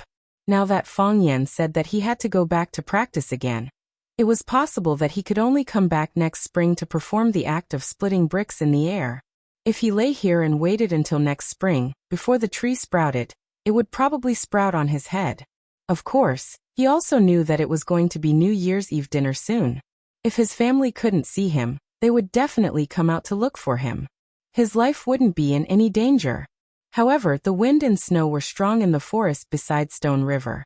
Not to mention 1 or 2 hours, even 10 or 20 minutes would be a torture. He really hated Fang Yan to the core. Why hadn't he been beaten to death by his parents when he was young? This naughty kid who specialized in destroying things and scheming against others. Fang Yan, come back. Help someone help me. Zhou Mingli screamed himself hoarse, but no one could hear his helpless pleas. In the depths of the forest, a pair of gray eyes stared at him without blinking. The black robe was wrapped tightly around his body. Even the arrogant cold wind couldn't remove it from his body. He held a thin blade in his hand. As long as he gently tossed it out, the screaming child would most likely die. After a long time, he finally made his final decision. He turned around and sprinted towards the top of the small green mountain. Gone in a flash. When Zhou Mingli came back, his face was swollen, his nose was covered in tears and mucus, and he couldn't stop coughing. His hair, which was originally made with hair clay, was blown into a chicken's nest shape. The 4 sides were swollen, and the middle was bald. It could be the new trend of swallow fort. Zhou Mingli couldn't hold it in anymore when he saw Fang Yijing. He cried out, "Where's Fang Yan? Where's Fang Yan? That bastard, he purposely tricked me. He tricked me to the tree and ran away. I couldn't get down alone. I almost fell to my death." Fang Yijing knew that Fang Yan would punish her son. It was not Fang Yan's style to do nothing. But when he saw Zhou Mingli's miserable state, he felt a little distressed. He quickly pulled Zhou Mingli into the room and said, "Why are you shouting? Quickly go back and change your clothes. My God, my clothes are about to turn into popsicles. It's Fang Yan. This bastard son of a bitch. I'm going to fight him to the death. He dared to bully me. I'm not going to let him off easy." "Pa!" Zhou Fan slapped his son on the head. "Shut up." Zhou Fan snapped. "Who told you to talk to your cousin like this? You have no respect for your elders. Is this what we taught you?" His father's anger was still a deterrent. Seeing that Zhou Fan was angry, Zhou Mingli didn't dare to make a scene again. He wiped his tears and said, "So we'll just let it go? I was bullied by him for nothing? Why should he? Because he is your elder brother," Zhou Fan said with a tough attitude. "If you talk to your elder brother like this again, I'll teach you a lesson even if he doesn't do anything. You." Zhou Mingli wanted to rush up and fight with his father. He felt that everyone was bullying him. Even his father had betrayed him and joined the enemy's side. As his mother, you need to discipline him, Zhou Fan said to Fang Yijing. Hearing the commotion, everyone in the Fang family turned their gazes over. Lu Wan came out and advised, "Talk to the child, don't touch him." Fang Menjing giggled and said, "Big brother Fang Yan has been beaten a lot." "You little girl." Lu Wan was amused by Fang Menjing's words. She grabbed the 2 braids on her head and said, "If you dare to talk to adults again, I'll sew your mouth shut with a needle." Fang Menjing quickly covered her mouth with her hand, worried that her aunt would really sew her mouth shut with a needle. If that happened, she wouldn't be able to eat delicious food. Only a stick can make a filial son. Children should be strictly disciplined. If they are like this now, what will happen in the future? Zhou Fan said. While everyone was comforting Zhou Mingli, Zhou Fan left the room and went to the kitchen. It was Lunar New Year's Eve. The 2 old maids of the Fang family were busy preparing dinner for the family. Seeing Zhou Fan come in, the old maid who was washing the vegetables asked with a smile, "Young master, why are you in the kitchen?" "I'm here to find something to eat," Zhou Fan said with a smile. "I ate quite a lot in the afternoon. I didn't expect to be hungry at this hour." "It's easy to boil oil in a cold place," the old maid said. "There's fried rice balls and braised pig's face meat. Should I make a bowl of rice balls and cut a plate of pig's face meat for you to fill your stomach?" "Sure," Zhou Fan said with a smile. "Cut a plate of pig's face meat." The old maid wiped her hands on her apron, then took a pig's ear from the pot and cut it into strips. Zhou Fan stood next to the old maid and pretended to watch her cut the meat. But when the old maid's body blocked the other old maid's view, he quickly unscrewed the white bottle of potion in his hand and poured it into the soup pot. There was only one drop of the potion, and it didn't even make a splash when it was poured into the soup pot. The old maid looked at Zhou Fan looking at the soup pot and said with a smile, "This is mountain mushroom pheasant soup. The mushrooms are picked from the mountains, and the pheasant is hunted from the mountains. You city people can't eat it." "Yes, people in the city eat expensive and nutritious food," Zhou Fan said with a smile. "There's also gutter oil. Drink a bowl later to replenish your vitality," the old maid said. She deftly put the pig's ear on a plate, then handed a pair of chopsticks to Zhou Fan and said, "Young master, eat this first." "Thank you." Zhou Fan took the plate and said gratefully. When Fang Yan came back from outside, Zhou Mingli was already sitting on the living room sofa playing games. When he saw Fang Yan come in, his eyes almost shot out thousands of sharp little swords to stab Fang Yan into pieces. Fang Yan sat next to Zhou Mingli and asked with concern, "Cousin, you're back? Did you catch a cold?" "Fang Yan, don't be mean to me, I'll be even more mean if you're mean to me." Fang Yan interrupted him and said with a low voice, "You've seen it, I can break a brick with my bare hands. If I cut your spine with a knife, do you think you can still stand up? Don't you dare. Do you want to try?" Fang Yan said with a smile. "I have inner force. If I hit you, you won't feel it on the spot, but after a month, the side effects will slowly show." Zhou Mingli felt a chill on his back. He jumped down from the sofa, put on his shoes and ran to his room. He was really scared of Fang Yan. Fang Yan smiled silently. This pair of father and son was really worrisome. After the Fang family worshipped their ancestors, they poured 3 glasses of wine in the direction of the stone tablet at the entrance of Swallow Dock village. Fang Yan personally went to the backyard to bring a few dishes to the old drunkard, and drank 2 glasses with him. The Fang family's New Year's Eve dinner also officially began. Feng Hui sat at the head of the table, Fang Yixing sat below, and then Fang Hao, Zhao Qingxin, Zhou Fan, Fang Yan, Zhou Mingli and several other juniors of the Fang family sat below. Lu Wan and the other women sat on the other side of Feng Hui, according to seniority. Feng Hui looked at his descendants sitting on both sides of the table. He seemed to be in a particularly happy mood, and said with a smile, "New Year's Eve is the night of reunion. How can it be called a night of reunion when all the family members are not here? This year, Yixing and Zhou Fan are back, and so is Zhou Mingli. This year's reunion dinner is even more reunion than in previous years. But this is not enough." Everyone looked at Feng Hui with confusion. Obviously all the family members were here. Why did the old man say it was not enough? Could it be that someone who was supposed to be here didn't come back? Feng Hui looked at Fang Yan with bright eyes, and jokingly said, "If Fang Yan can bring back that girl from the Yi family, then our dinner will be truly perfect." Everyone laughed. Fang Yan smiled bitterly and said, "Grandpa, please don't make fun of us." "Who said I'm joking with you? Next year, we must win that girl from the Yi family, and bring her back to our Fang family for a reunion dinner during Chinese New Year. This is a mission. We must make sure it is completed." Feng Hui said with a serious expression. Fang Yan didn't want to spoil his grandpa's mood, so he half-heartedly said, "I'll try my best, but you also know this kind of thing requires fate." "Fate my ass. Back then, I fell in love with your grandmother, and so did many other people. They wrote love poems and gave her gifts, so I directly went up to her and told her to come with me. Then she left with me," Feng Hui said with a proud expression. Fang Yan's face was full of shock, saying, "It's that simple?" He didn't quite believe it. He always felt that picking up girls was something that required a lot of experience. How could it be so easy to succeed? "It's that simple." Feng Hui solemnly nodded. "Of course, that's only if I beat all of her suitors away in front of her." Everyone laughed again. Even Zhou Mingli, who always kept a straight face and didn't want to talk to anyone, couldn't help but laugh. It seems like Feng Hui's story was very much to the taste of these young people. After Feng Hui finished his speech, everyone's eyes turned to Fang Yixing. According to the rules, he would also say a few words. Fang Yixing raised the glass in front of him and smiled. I won't say much, I just wish everyone good health and a better life. Come, let's have a toast. Cheers. Everyone's glasses clanked together, making a clear sound. Then everyone raised their necks and drank all the liquor in their glasses. Even Fang Mengxiang learned from the adults and drank all the yogurt in his glass in one gulp. The first thing to eat was the soup. The old maid brought up the bowls of soup.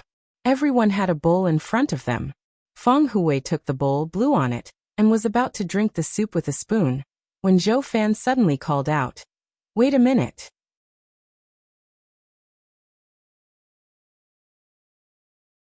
Chapter 402. Zhou Fan suddenly spoke. Everyone put down their bowls of soup and looked at him with puzzled eyes. On such an occasion, drinking soup while others were talking was indeed a very impolite behavior. The Fang family was very polite. Zhou Fan's face was slightly red, and his forehead was covered with fine beads of sweat due to nervousness. Of course, it could also be because of the smoke from the soup pot in front of him. His legs, which were placed under the table, were trembling slightly. His stomach secreted a large amount of saliva, and then he quietly swallowed it, mouthful by mouthful. He was a little evasive, not daring to look at anyone's eyes. But he soon realized that this kind of evasive behavior was actually a kind of guilty conscience, so he quickly raised his head. Fang Hui looked at Zhou Fan with a smile and said, "Don't be nervous. We're all family, so what can't we say? Children's words carry no harm. In front of me, you're all a group of children. Even if you scold an old man like me tonight, I won't get angry with you. At most, I'll be taught a lesson by my disciples and be done with it. Do you think I'll become enemies?" Zhou Fan smiled awkwardly, looked at Fang Hui and said, "I have a few words to say. I want to toast you first, Dad." Everyone laughed. Fang Yixing looked at Zhou Fan and said, "I thought it was something serious. If you want to toast, we won't stop you. But I've already told the old man during dinner that he can only drink 3 glasses tonight. After 3 glasses, he's not allowed to drink anymore. He's already clinked glasses with everyone, so if you want to toast him, this will be the 2nd glass. But I can't guarantee whether the old man will drink it or not." Zhou Fan raised the glass in front of him, looked at Fang Hui and said, "Dad, I want to apologize to you. All these years, I've done a lot of bad things. You handed Yin to me, but I've always let her suffer. Especially in recent years, because I've made some small achievements at work. I feel that I'm unbeatable and look down on everyone. The last few times Yin came back to see you, I pushed her away with the reason that I'm busy with work. I'm really busy with work. But if I really want to take a leave, I can find time to come. I just think. Do you think our Fang family is too poor and Swallow Dock is too remote?" Fang Hui asked directly. Zhou Fan felt even more ashamed and said, "Yes. I always felt that Swallow Dock was too remote, and the people here always had a straight back, and they walked with vigor, as if they were more powerful than anyone else. I feel very uncomfortable in my heart." Zhou Fan gulped down the wine in his cup and said, "I know I was wrong. No matter how remote Swallow Dock was, it was still the hometown of Yijing. No matter what, the Fang clan is still my family. I shouldn't have come here with an attitude of showing off and pride. Otherwise, I wouldn't have been hit on the head again and again." Fang Hui touched his big bald head, looked at the juniors present and asked, "Do you think I should drink Zhou Fan's toast?" "We should drink." Fang Minjing and Fang Mingxiang shouted. Children loved to join in on the fun. "You should drink," Fang Yixing said. "Dad, give Zhou Fan a chance." Fang Yijing said with red eyes, "Since he made it clear, it means he's sincerely apologizing." Fang Hui nodded, then tilted his head back and gulped down the wine in his cup. Fang Hui put down the empty cup and said to Zhou Fan, "I've been waiting for this cup of wine for too many years." "Dad, I'm sorry." Zhou Fan's eyes were red. "I've let you down." "Indeed," Fang Hui said with a smile. "Now that you're able to say these words and toast me, it proves that Fang Yijing didn't choose the wrong person, and I, Fang Hui, wasn't blind to marry my daughter to you." Zhou Fan poured himself another cup of wine, then looked at Fang Yan and said, "Fang Yan, I want to toast you with this cup of wine." Fang Yan smiled and said, Regardless of age or seniority, it's not my turn, right? Fang Yan, I must toast you with this cup of wine, Zhou Fan said with a firm tone. There's been some conflict between us, and I know you've always been very dissatisfied with me as your uncle. Fang Yan nodded seriously and said, Sometimes I've thought about not being your uncle. You know a lot of things in your heart. But for the sake of your aunt and the harmony of the family, you pretend that nothing happened. This time, I also came with hostility. I didn't want to come at first, but Yijing insisted. In order to go back to her hometown for the spring festival this year, she insisted with me for more than half a year. Thank you for tolerating me. Thank you for accepting me. Fang Yan, let bygones be bygones. I'll toast you with this cup of wine. Zhou Fan's tone was sincere, and his eyes were sincere. Moreover, he was Fang Yan's elder. Since an elder took the initiative to apologize to a younger person, Fang Yan couldn't pretend to be cold no matter what. He picked up the cup in front of him and clinked it with Zhou Fan, then said with a smile, Uncle, you're too serious. I've always had hope in you. I think you can still be saved. Lu Wan scolded. Fang Yan, how can you talk to your uncle like that? Fang Yan and Zhou Fan drank up the white wine in their cups at the same time, and Zhou Fan poured himself a third cup of wine. Fang Hui looked at Zhou Fan and said, If there's anything good, you should say it slowly. If there's any good wine, you should drink it slowly. You said all the good words in one breath and drank all the good wine. Do you still want to talk? Do you still want to drink? Put the cup down and drink some soup to moisten your intestines first. Fang Yijing also persuaded him and said, Old Zhou, take a rest first. Everyone understands your intention. Why are you in such a hurry? Zhou Mingli came over to take the wine cup from his father's hand and said, Dad, who do you want to toast this cup of wine to? I'll drink it for you. Zhou Fan pushed Zhou Mingli away and said with red eyes, This cup of wine, I toast everyone to everyone here. I'll drink it first. After that, Zhou Fan drank up the white wine in the cup, put the cup on the table, picked up the meat soup in front of him, and said, This soup smells so good. The others looked at each other, and also picked up the meat soup in front of them, and drank it in small mouthfuls.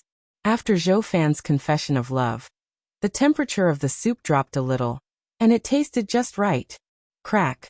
Whoosh, whoosh, whoosh, whoosh, whoosh. Zhou Fan ran in the snow in a crooked manner and slipped on the hard ice several times. His body fell into the snow pit, and his body was still sliding forward along the smooth ice and snow. Before his body stopped, he had tried hard to get up and run forward again. Every step he took seemed to exhaust all his strength. Running from the Fang clan to here had already exhausted his stamina. His breathing was ragged, and his chest felt like it was being crushed by a huge rock. Every time his heart beat, he felt a dull pain. He hadn't exercised for a long time. The night was dark and windy, and it was freezing cold. There was no bright moon in the sky, not even a star. Fortunately, there was a layer of snow on the ground, which could light the way. Zhou Fan's glasses had fallen off, and the scene in front of him was a blur. He relied on his feelings and memories to run here. This was the place where he met the black-robed man. Come out, come out. Zhou Fan stood in the snow and shouted, I've completed the mission. I've completed the mission. No one answered. Apart from startling a few forest birds, which bounced off a few icicles, the icicles fell to the ground and broke into pieces. No human sounds could be heard. I've completed the mission. Give me the antidote. Give me the antidote. Whoosh! A black-robed man appeared behind Zhou Fan. Are you sure you've completed the mission? The black-robed man's extremely strange voice sounded. This was the most unpleasant voice Zhou Fan had ever heard. It was like talking with a mouthful of sand, or like the sound made by countless earthworms digging holes in the fertile soil. Yes, I've completed the mission. I've completed the mission. I poured the poison into the soup, and they all drank the soup. Everyone drank a bowl, Zhou Fan shouted with a trembling voice. His upper and lower teeth were chattering violently. It was as if he was afraid of what he had just done, or as if he was naturally afraid of the black-robed man in front of him. Is that so? The black-robed man sneered. Then tell me, what are the symptoms of the people who drank the soup now? He would not believe anything Zhou Fan said. Even if this man's life was in his hands, even if he could crush him to death at any time, it was like crushing a weak ant to death. Zhou Fan calmed down a little, and his speech became more logical. He said, "There are no symptoms. I saw them run out with the excuse of going to the toilet after drinking the soup. They have no symptoms. They are all fine, not dead." The black-robed man's voice sounded as if it came from hell. He said, "Of course they won't die. At least they won't die now. Because I gave you the soulless lure. It's a slow-acting poison. It will fuse with the blood, destroy the human body's hematopoietic function, corrode people's spiritual will, and slowly turn normal people into waste. Finally, after 3 months, they will die as if they have a chronic disease." This was Swallow Fort. How could they casually kill an entire family? However, if it was this kind of silent death, by the time they knew the truth, it would already be 3 months later. At that time, who could find traces of them being poisoned? Time was the best accomplice, and it could cover up the key evidence left by the murderer. It's fine if it's an ordinary person, but for those who practice martial arts, the more profound their inner strength is, the more painful it is when they die. The black-robed man looked at Zhou Fan and said, "Fortunately, the Fong family are all martial arts practitioners."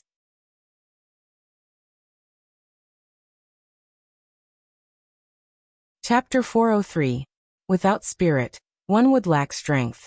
Without energy, there was no divine light. Spirit, qi, and spirit were indispensable to martial artists. The three depended on each other and promoted each other.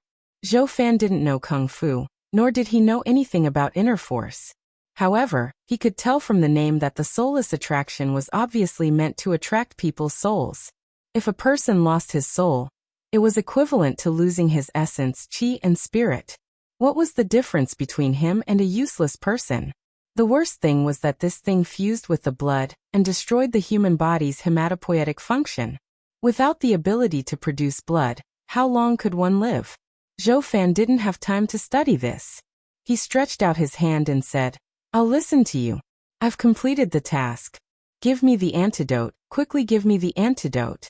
I feel like I'm going to die. I'm going to die." The pill that the black-robed man fed him was equivalent to a ticking time bomb.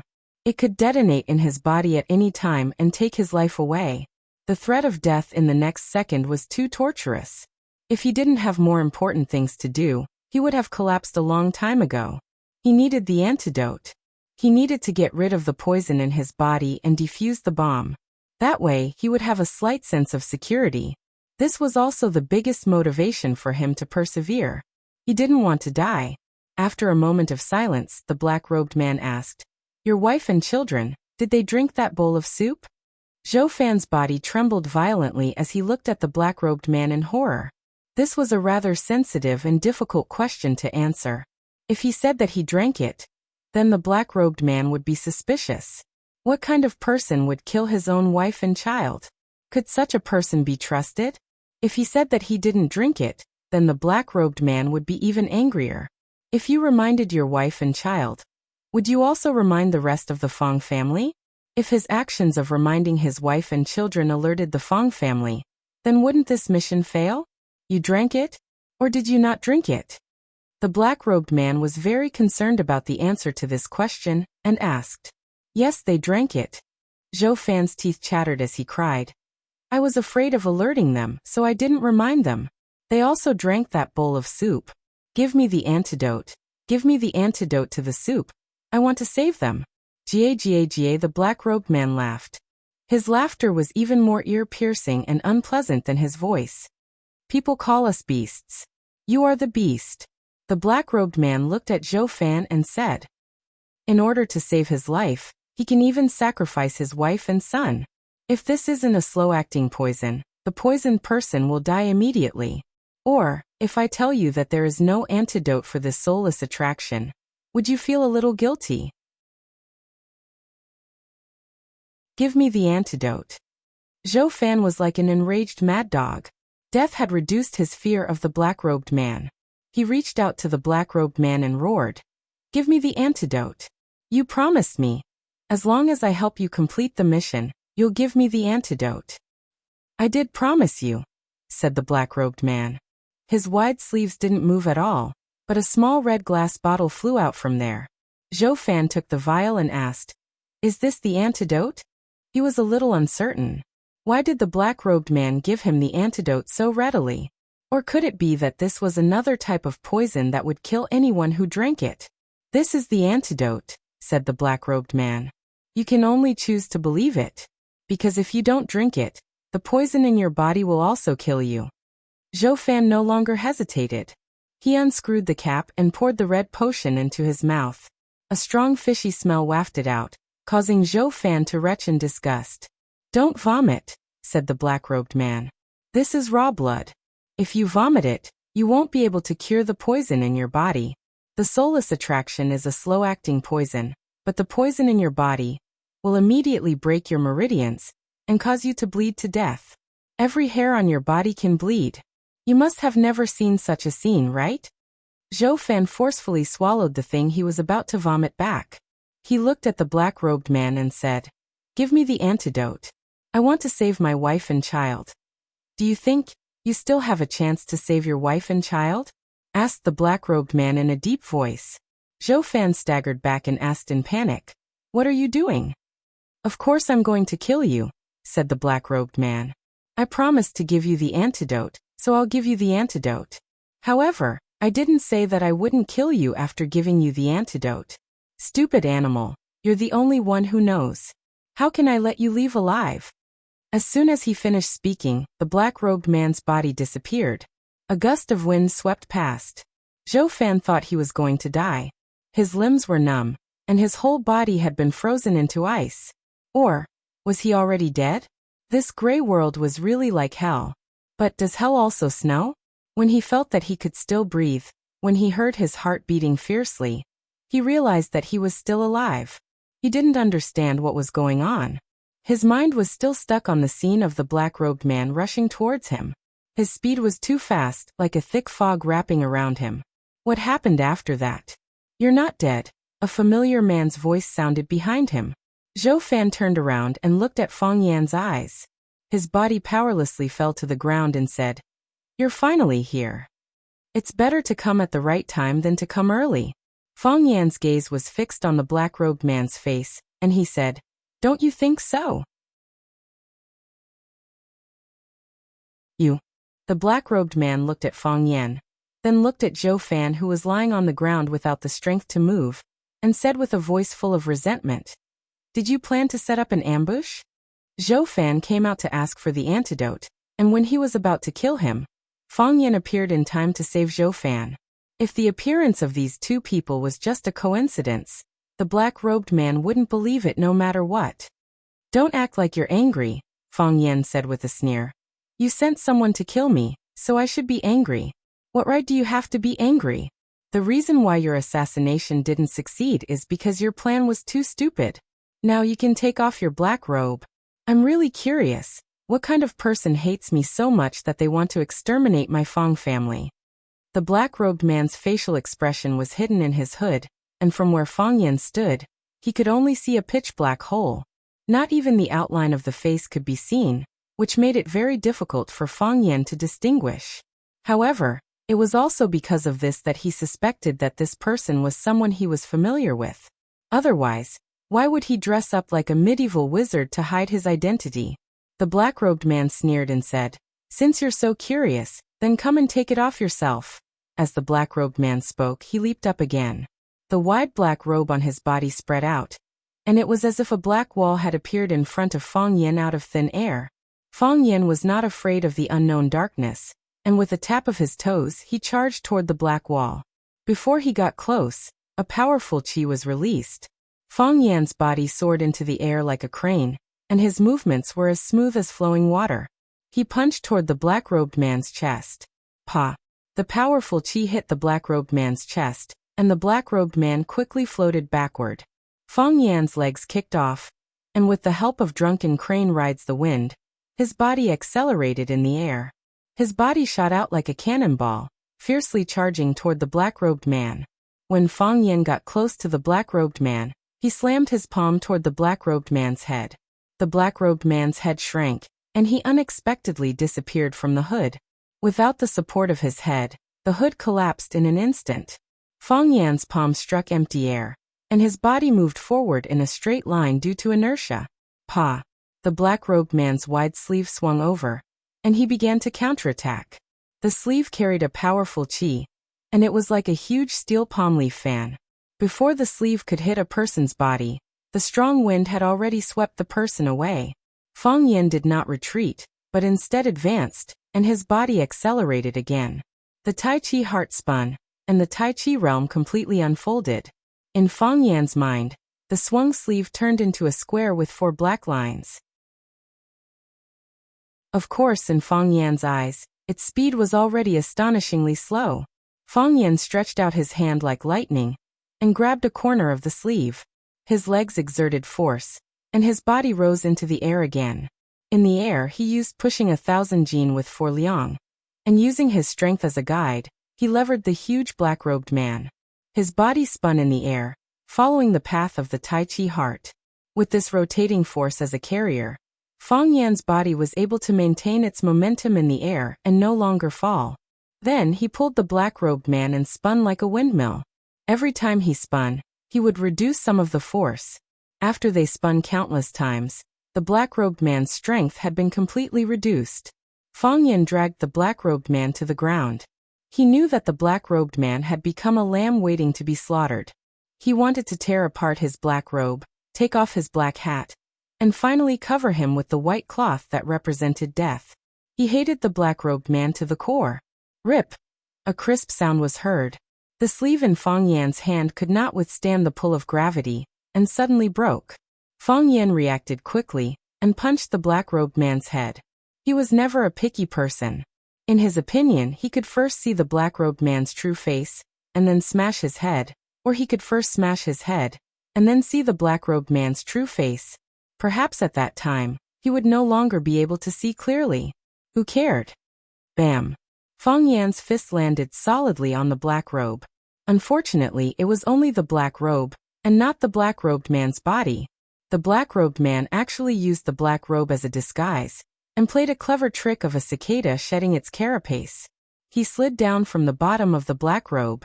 Earlier, Fang Yan landed on the ground, and then swung his right hand, and a blood-red thread shot toward Zhou Fan, who was lying on the ground.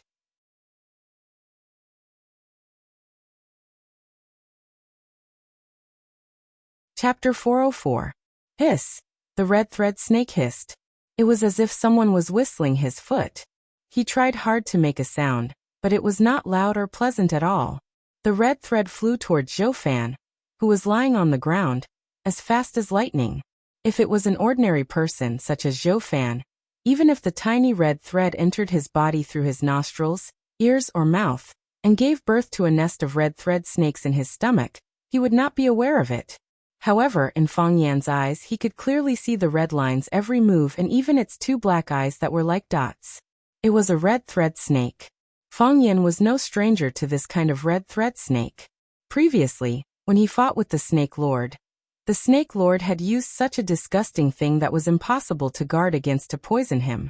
However, the Snake Lord had been subdued by Fang Yan and had his snake eye. As long as Fang Yan crushed the snake eye, the Snake Lord would die on the spot. The Snake Lord's life was to become Fang Yan's snake slave and be used by him. It was impossible for him to have the guts to resist and poison Fang Yan.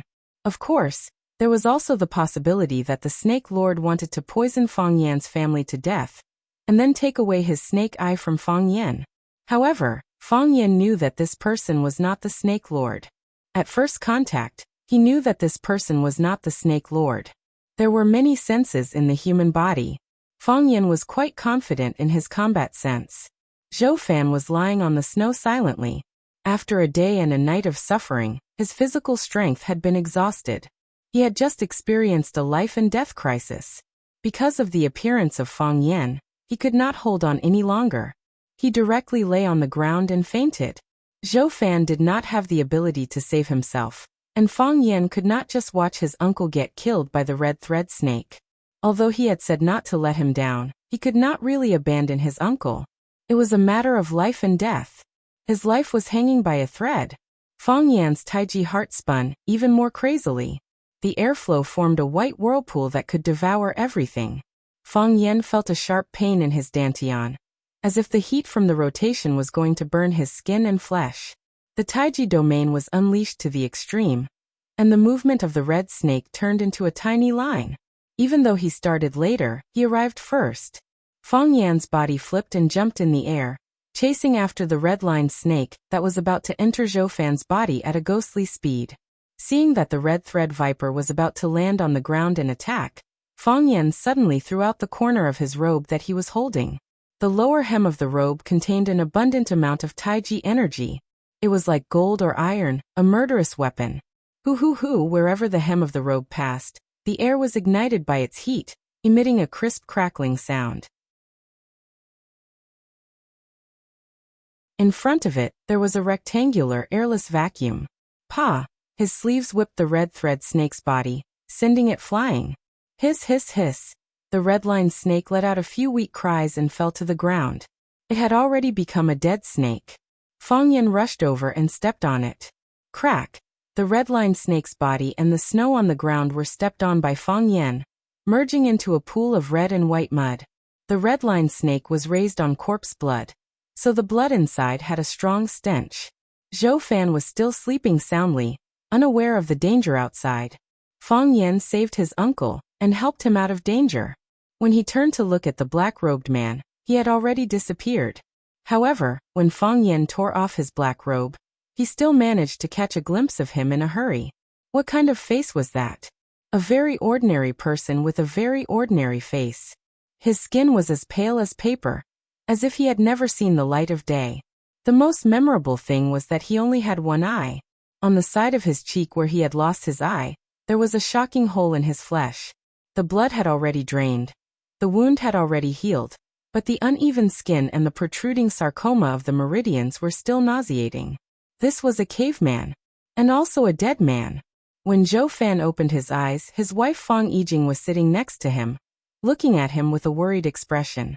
Zhou Fan's mouth moved, but no words came out. You're awake? Fang Yijing grabbed her husband's hand and asked, Are you thirsty? Are you hungry? Do you feel uncomfortable anywhere? Zhou Fan blinked and asked, I'm not dead. He remembered that he was already dead. The ice and snow covered him, and there was a crystal-clear snow bag where he laid. That was his coffin. I'm not dead, Fang Yijing said with reddened eyes. Fang Yan saved you, Yi Zichen said. You didn't lie to me, Zhou Fan said. What? Everyone in your family knows Kung Fu, Zhou Fan said. I know Fang Yan knows Kung Fu. I saw him perform Kung Fu. It was amazing, like he was filming a movie. I didn't lie to you. You didn't lie to me either. Fang Yijing grabbed her husband's hand and smiled. You said you would get along well with my family, and you really did it. Zhou Fan's expression was full of guilt. I've let you down. If it wasn't for me. You didn't let anyone down. Fang Yijing put Zhou Fan's hand on her face and said with reddened eyes. Zhou Fan, thank you. Thank you for choosing us. Thank you for telling the truth to Fang Yan. Thank you. For not being so selfish. Fang Yan said that if it wasn't for you, our family could have been poisoned. My dad also praised you, saying that you're indeed Fang Hui's son-in-law. My dad rarely praises people, especially these past few years. The only person he praised was Fang Yan. Really? Zhou Fan asked with tears streaming down his face. Did they really say that? Zhou Mingli felt so wronged, but also so touched. What did he go through in the past 2 days? He was just a normal little official. He just wanted to come to his wife's hometown to spend Chinese New Year with his father-in-law. How did he encounter something like this? First, he had a conflict with Fang Yan. He was ridiculed and bullied to the point of death. He just wanted to go out for a walk, but he met a black-cloaked man who fed him a poison, then gave him a bottle of potion, and told him to poison his father-in-law's family. Did he die? Or did his father-in-law's family die? This wasn't a problem. This was a F***king world-class problem. He hesitated for a long time. He didn't even report what happened to him to the Fang family immediately. For a period of time, he was really considering how to poison the soup pot. Of course he failed. His strange behavior was already noticed by Fang Yan. He knew that he was a selfish person, and also knew that he was the sinner of the Fong family. He felt that neither his wife nor the Fong family would forgive him. Fortunately, it was all over now. He was still alive, and so was his father-in-law's family. Moreover, he who had never been recognized by them, actually received their praise. Was this the sweet after the bitter? It's true. They're discussing something outside.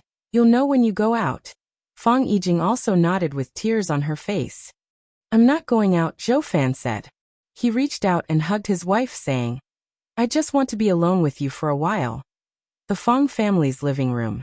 The children were all taken to their rooms to sleep by their mother. Only Fong Huwei, Fong Yixing, Fong Hao, Zhao Qingxin, and the junior Fong Yan were left in the living room. Lu Wan also went out after making tea for everyone. She knew that the men of the Fong family had something very important to discuss today. She didn't know until now that what she thought was a peaceful New Year's Eve dinner was actually hiding such a dangerous thing. Looking at her son Fong Yan, who was sitting calmly next to his grandfather, Lu Wan's heart was filled with comfort. Her son had grown up and could share the family's worries. No, not only could he share the family's worries, he could already support the Fong family's image. It's just that this child is working too hard. If only there was someone who could share the burden with him. Lu Wan thought to herself that it was time to arrange a marriage for Fong Yan. Fong Yan still didn't know about his mother's evil thoughts, he said. This is a ruthless move but also unexpected. They're trying to get rid of our entire family, without making a sound. Fortunately, they chose the wrong chess piece. They chose Zhou Fan to carry out this plan. However, no matter how much Zhou Fan hated the Fong family and how much he hated Fong Yan, he didn't have the intention to eliminate the entire Fong family. They asked Uncle to poison the soup pot to kill us, his wife and his child.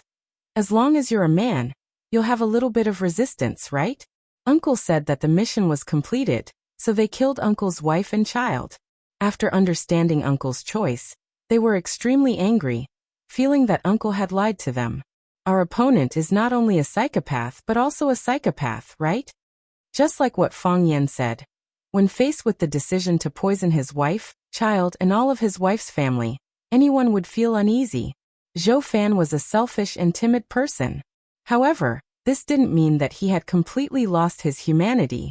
He was hostile to the Fong family and hated Fong Yan, but it was only because of the bad feeling in his heart and a few words that he said. If he wanted the Fong family to fight and kill, he wouldn't be able to do such a thing. After he got the antidote, he came back like a stray dog. His strange behavior was hidden from his wife, Fong Yijing, and many people in the Fong family, but it couldn't be hidden from Fong Yan. Under Fong Yan's pressure, he finally confessed to Fong Yan everything that had happened to him. Fong Yan was shocked after hearing it, but he signaled Zhou Fan to keep quiet and beat him at his own game. The medicine that Zhou Fan threw into the soup pot was not the soulless lure, but a tonic called Lingji that Fong Yan gave him.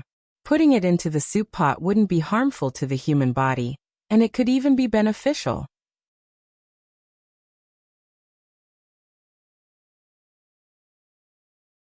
Chapter 405. War was a competition of strength and wisdom, but the most important thing was luck. If Fong Yan didn't notice Zhou Fan's abnormality, if Zhou Fan refused to admit that he encountered the black-robed man, and only said that he felt uncomfortable, or that he felt uncomfortable when he saw Fong Yan, would the story have a different ending? The real soul-losing attraction was fed into a rabbit's mouth by Fong Yan. The rabbit didn't die immediately after eating the soul-losing attraction, and it didn't look any different from before it ate the medicine. Fong Yan understood that the other party had put in a slow-acting poison. Seeing that the rabbit didn't eat, Zhou Fan asked Fong Yan if it was a prank. Fong Yan didn't believe it was a prank. After so many life and death hunts, he knew that those people outside were far more vicious than he could imagine. There was nothing they couldn't do. For a sensitive place like Swallow Fort, they could only use a slow-acting poison if they wanted to make such a big move. If the Fong family died tragically on New Year's Eve, the impact of this event would be too great. It wasn't something that ordinary people could suppress. No one dared to suppress it. Fong Yan wasn't sure if the Fong family had other puppets, and he didn't know if someone was watching Zhou Fan and the Fong family. If someone was watching and Zhou Fan didn't carry out the task, they might make another move. Therefore, He asked Zhou Fan to put the poison in the soup pot according to the plan. At the dinner table, Zhou Fan suddenly apologized to everyone and toasted them 3 times. This was Zhou Fan's impromptu performance. At that time, Zhou Fan was still suffering from the poison. He wasn't sure if he could survive the night, and he wasn't sure if he could get the antidote from the black-robed man. Although Fang Yan promised him that he would help him get the antidote. However, the black-robed man was so powerful, and Fang Yan, he was just a young and clever kid. In the hearts of ordinary people, bad guys were always more ferocious and terrifying than good guys. Zhou Fan apologized to everyone for his behavior for so many years. Fang Yan was worried that he would mess up the show. Fortunately, he had been controlling his emotions and forcefully took back the topic. Therefore, when Fang Yan clinked glasses with him at the dinner table, he said that he thought he could still be saved. Everything that happened after that was logical. Zhou Fan's acting skills were off the charts. After everyone finished their soup, he used the excuse of going to the bathroom and ran into the wilderness. Originally, Fang Yan thought that the black-robed man would not give the antidote to Zhou Fan so easily. The most likely scenario was that he would kill Zhou Fan. He was going to die anyway, so why waste an antidote? It turned out that bad people also had a side of them that kept their promises. If I say I'll give you the antidote, I'll give you the antidote. If I say I'll kill you, I'll definitely kill you. Zhou Fan got the antidote, and Fang Yan blocked the black-robed man's attack and saved Zhou Fan. After listening to Fang Yan's story, the whole family fell into a long silence. This is luck and also a blessing. Feng Hui sighed and said, "It proves that our Feng family should not fall, nor should we fail." "Who is that black-robed man?" Zhao Qingxin looked at Fang Yan and said, "Do you want me to use my connections in Yanjin to investigate?" "That's fine," Fang Yan said. "Whether it works or not, we have to show the outside world that we were bullied. It's better to do it sooner than later." "I'll arrange it now," Zhao Qingxin said. "I'll take some people to the mountain to check." "Second uncle, there's no need to check the mountain," Fang Yan said with a smile. "He's gone." Feng Hui nodded and said, "From what Fang Yan said, he's definitely gone. However, after daybreak, send a few good stalkers to take a look. Maybe they can find some clues." "Got it." Zhao Qingxin agreed, and went to the yard to make a call. Obviously, he was going to use the Zhao family's power in Yanjin. "We have to find out who he is." Feng Hao's face was full of murderous intent. "We didn't poison him this time, but what about next time? What about the next time? It's really hard to eat and sleep with an enemy like him." Feng Hui nodded and said, "What Feng Hao said makes sense. Our Feng family doesn't bully others, but we can't let others bully us for no reason. If we get slapped, we'll take it. If we get slapped a second time, we should at least ask why, right?" The old man looked at Fang Yan and said, "Fang Yan, what do you think?" "Grandpa, let me handle this matter," Fang Yan said coldly. "If we let him escape this time, he won't be so lucky next time." "That's settled," Feng Hui said. "Let Fang Yan handle this matter. It's getting late. Go and rest." Fang Yixing looked at Fang Yan and said, "Be careful." "I will," Fang Yan said. "Dad, you go and rest. We still have to get up early tomorrow morning to pay New Year's greetings." "You have to come with us this year," Feng Hui said. "We'll have to go to every household after coming back. Those who helped us before, go and kowtow to their elders. Those who bullied us before, practice with their juniors. Don't hide at home like a coward." Fang Yan smiled bitterly and said, "Isn't this bullying?" "What do you mean by bullying?" "This is showing off our strength," Feng Hui said coldly. "The country also conducts military exercises from time to time. What's wrong with showing off our strength?" New Year's Eve was also the golden time to say goodbye to the old and welcome the new. Before midnight, Fang Yan's phone began to ring. Most of them were from Rosefinch secondary students and colleagues in the office. Zhu Jian and Li Mingqiang, who thought they were close to Fang Yan, called him personally. Zhu Jian's call was relatively simple. He only asked when Fang Yan would return to Huaqing, and asked Fang Yan to go to his house for a meal and a drink. Fang Yan told them in advance that he would return to Yanjing for the Spring Festival. They didn't contact Fang Yan during the holiday. Fang Yan said he would return after the spring festival. So Zhu Jian said to go to his house for a drink on the 14th of the first lunar month. He was worried that Fang Yan would have an appointment on the 15th. And the 16th was the day school reopened. Of course, the third-year students would start school on the 9th of the first lunar month. And their studies would be more arduous. Li Mingqiang's call was much more intimate and polite. He also asked where Fang Yan's home was in Yanjing. He planned to go to Yanjing after the spring festival, mainly to bring his family and children on a trip. He also wanted to visit Fang Yan's parents and elders at the same time. He said that it was a courtesy that he should perform. Fang Yan declined again and again. Only then did Li Mingqiang give up on the idea of going to Yanjing to visit Fang Yan for the spring festival. One of the school's vice principals was not feeling well. He had said before the spring festival that he would be retiring early this year. There were many people eyeing that position, and Li Mingqiang was the most powerful competitor. There were 3 people who could decide that position. The school board member Lu Chaoge, the current principal Zhang Xiaofeng, and the shadow principal Fang Yan. Li Mingqiang knew that if he had Fang Yan, he would have the votes of the school board member and the shadow principal.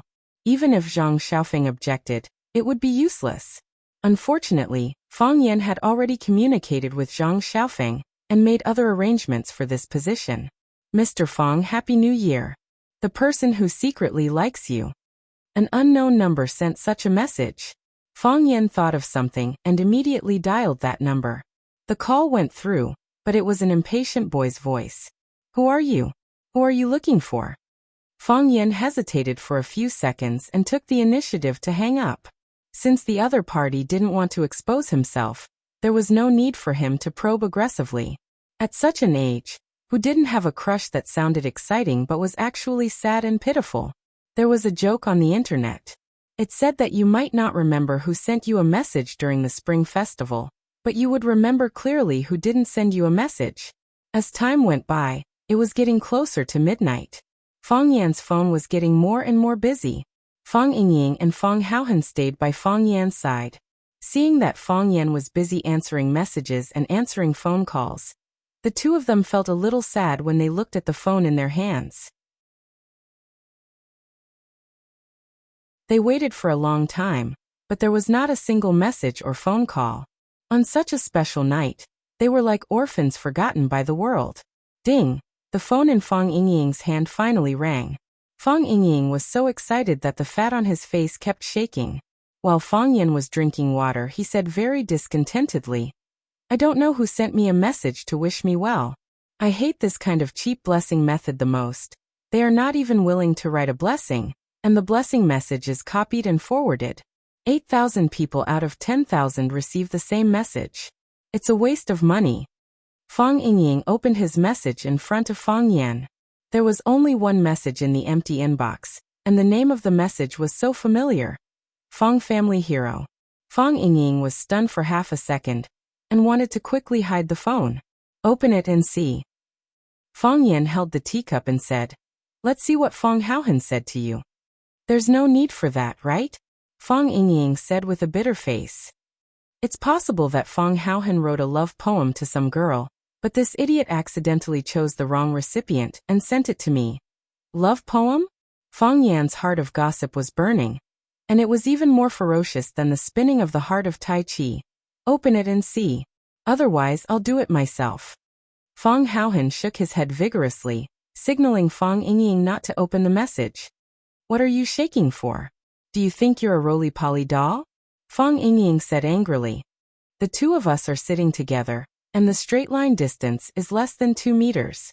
What can't we say directly? You just have to waste a message fee. Fang Haohan still shook his head, and he shook even more violently. Open it.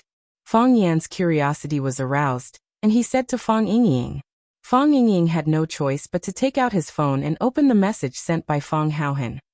Fang Yingying, Happy New Year. You also quickly send me a blessing message. Don't let Junior Marshall Uncle see it. Remember, remember.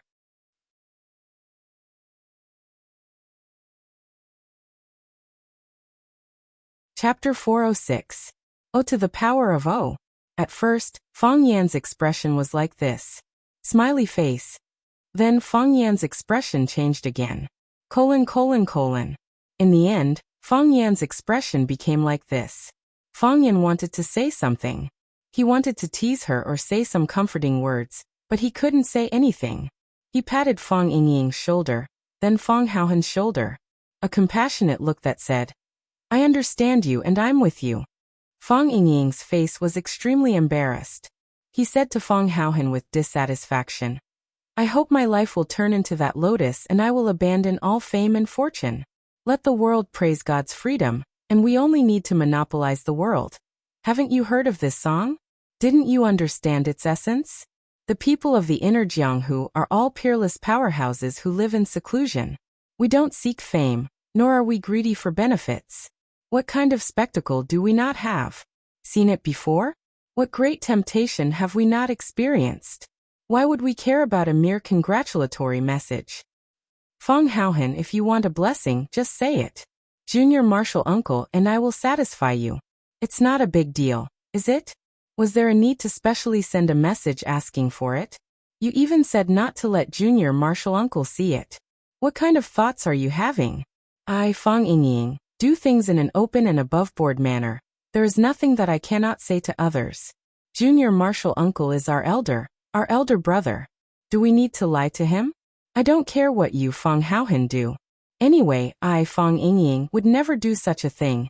As Fang Yingying was passionately criticizing Fang Haohen, the phone in his hand rang again. Ding dang. It was still the sound of a message from his phone. We are masters, and masters should have the demeanor of masters. As Fang Yingying spoke, he opened the message. After glancing at it, his eyes widened, and the fat on his face trembled. He jumped up from the sofa excitedly and shouted, Miss Yi sent me a message. Miss Yi sent me a message. Ding dang. Fang Haohen's phone also rang with the sound of a text message. Fang Haohen opened his phone and jumped up as well. His body was thin, tall and long, and when he jumped he looked like a dancing skeleton. Miss Yi also sent me a message. Miss Yi has also sent me a message. Fang Yan looked at his phone. It was lying there quietly. It was as if it was dead, not moving at all. He didn't receive a message from Yi Ro. Yi Ro seemed to have forgotten him.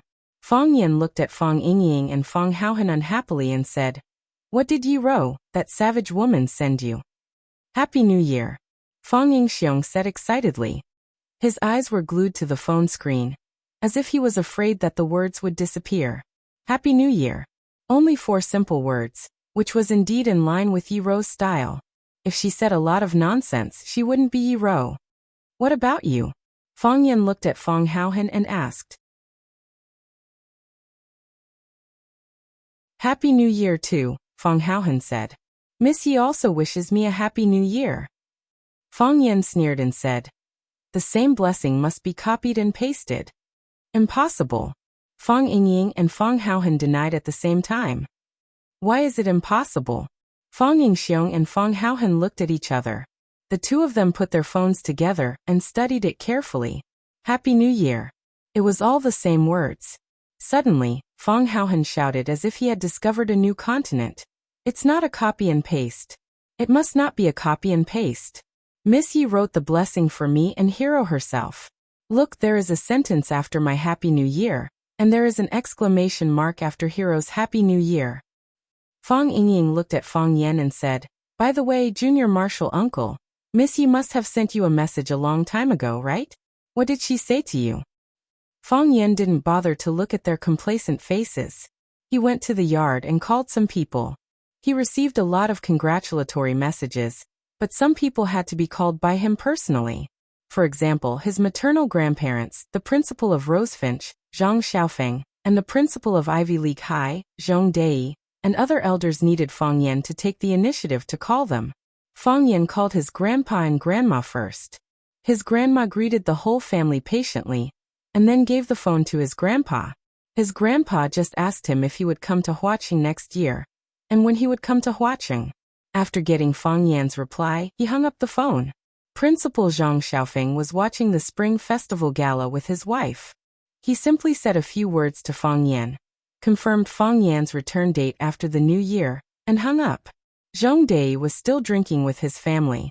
He was very surprised to receive Fang Yan's call. He laughed and invited Fang Yan for a drink after the new year. After Fang Yan finished these calls, he was about to go back to his room when he saw fireworks exploding in the distant sky. The colorful fireworks lit up the night sky, making the sky above Swallow Dock glitter with red light. It looked more gorgeous and dazzling than usual. Then more fireworks soared into the sky. The flowers bloomed, and the sky was lively like a fireworks show. Swallow Dock didn't have the custom of setting off fireworks. These fireworks were set off in Yanjing City or other villages around Yanjing City. Fang Yan stood in the yard and watched the fireworks for a while. Suddenly, he thought of a woman who was as gorgeous as fireworks but lonely. He dialed the number, and it took a while for the phone to be picked up. Fang Yan. The woman's crisp and cold voice came from the phone. "It's me," Fang Yan said with a smile. "What are you doing?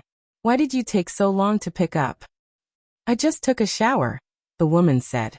"When I came out, I saw my phone was ringing, so I picked up late." Taking a shower?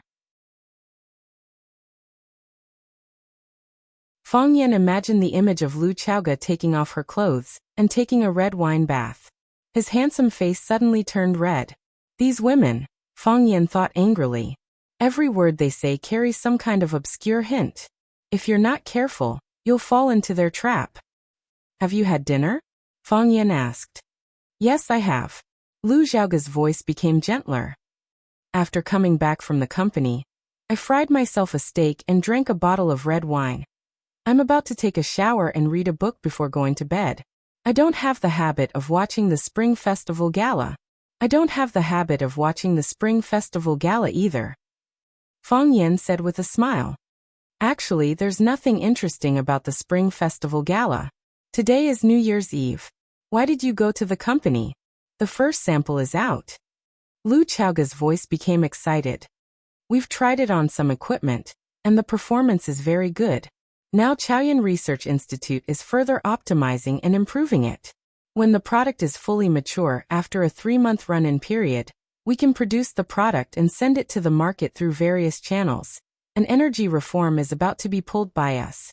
The curtain has begun. When we occupy the market, they will either cater to us or be eliminated by us." Hearing this good news, Fang Yan was also very happy and said, "You're moving very fast. I thought it would take at least 6 months to a year to see the product go online.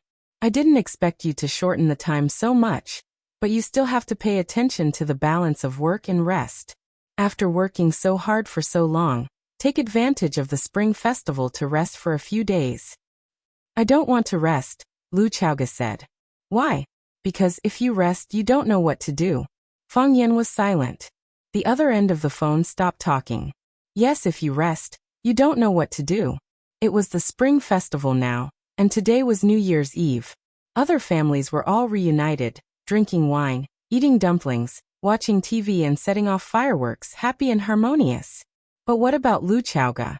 Her parents had left her a long time ago, and her sister-in-law had also passed away from her injuries some time ago. In this world, she no longer had any relatives. All she had were those enemies who were like wolves and tigers. Their blood-red eyes stared fiercely at Lu Chaoga, coveting this soft woman who held the treasure in her hand. As long as they were not careful, they would be devoured by them until not even their bones were left. Even now, during the second they were talking, there were probably many people hiding in the dark who wanted to take her life or take away the Rubik's Cube technology, right? The ancients said that one must brave the dragon's pool and the tiger's den. However, because of absolute wall, Lu Chaoga was in the dragon's pool and the tiger's den every second of every day, right? When he was not there, watching was too dangerous for that woman. "I'm inviting you now. Next year, you must come back with me for the Spring Festival," Fang Yan said seriously. "Okay, I promise you." Lu Chaoga laughed softly. Even on the other end of the phone, Fang Yan could hear her clear and melodious laughter. Pa! A firework bloomed beside his ear. Fang Yan looked up at the sky above him. The place where the firework was set off was very far away from him. "Someone is setting off fireworks in the neighborhood," Lu Chaoga said faintly. "What beautiful fireworks." Fang Yan finally understood that someone was setting off fireworks on Lu Chaoga's side. The sound of the fireworks exploding came through the phone, which was why Fang Yan felt it was so real and so loud. Pa, pa, pa. Fireworks rose into the sky one after another, exploding one after another. Fang Yan did not speak, and neither did Lu Chaoga. Under the same starry sky, the two of them enjoyed different fireworks. Two people snuggling up to each other and enjoying fireworks together was romantic, but one person enjoying fireworks alone was a waste.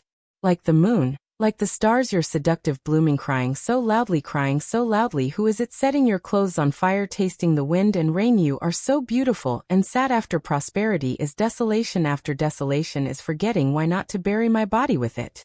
The wine of tears, drinking full of vicissitudes, distance so far, missing so long. Fireworks were lonely.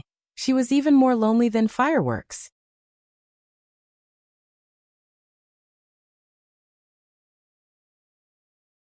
Chapter 407. Fireworks, Silver Flowers and Sleepless Nights. The sound of fireworks and firecrackers didn't stop. Because it was close to midnight, they were getting more and more frequent in the starry sky where Fang Yan was in thousands of miles away.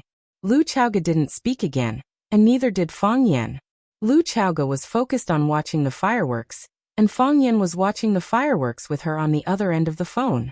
At this time, words had become a superfluous and inappropriate way of communication. She was really lonely during the festival alone, so he accompanied her on the phone. For him, he could only do this much. For her, this was enough. Time passed by, and the fireworks were set off one after another.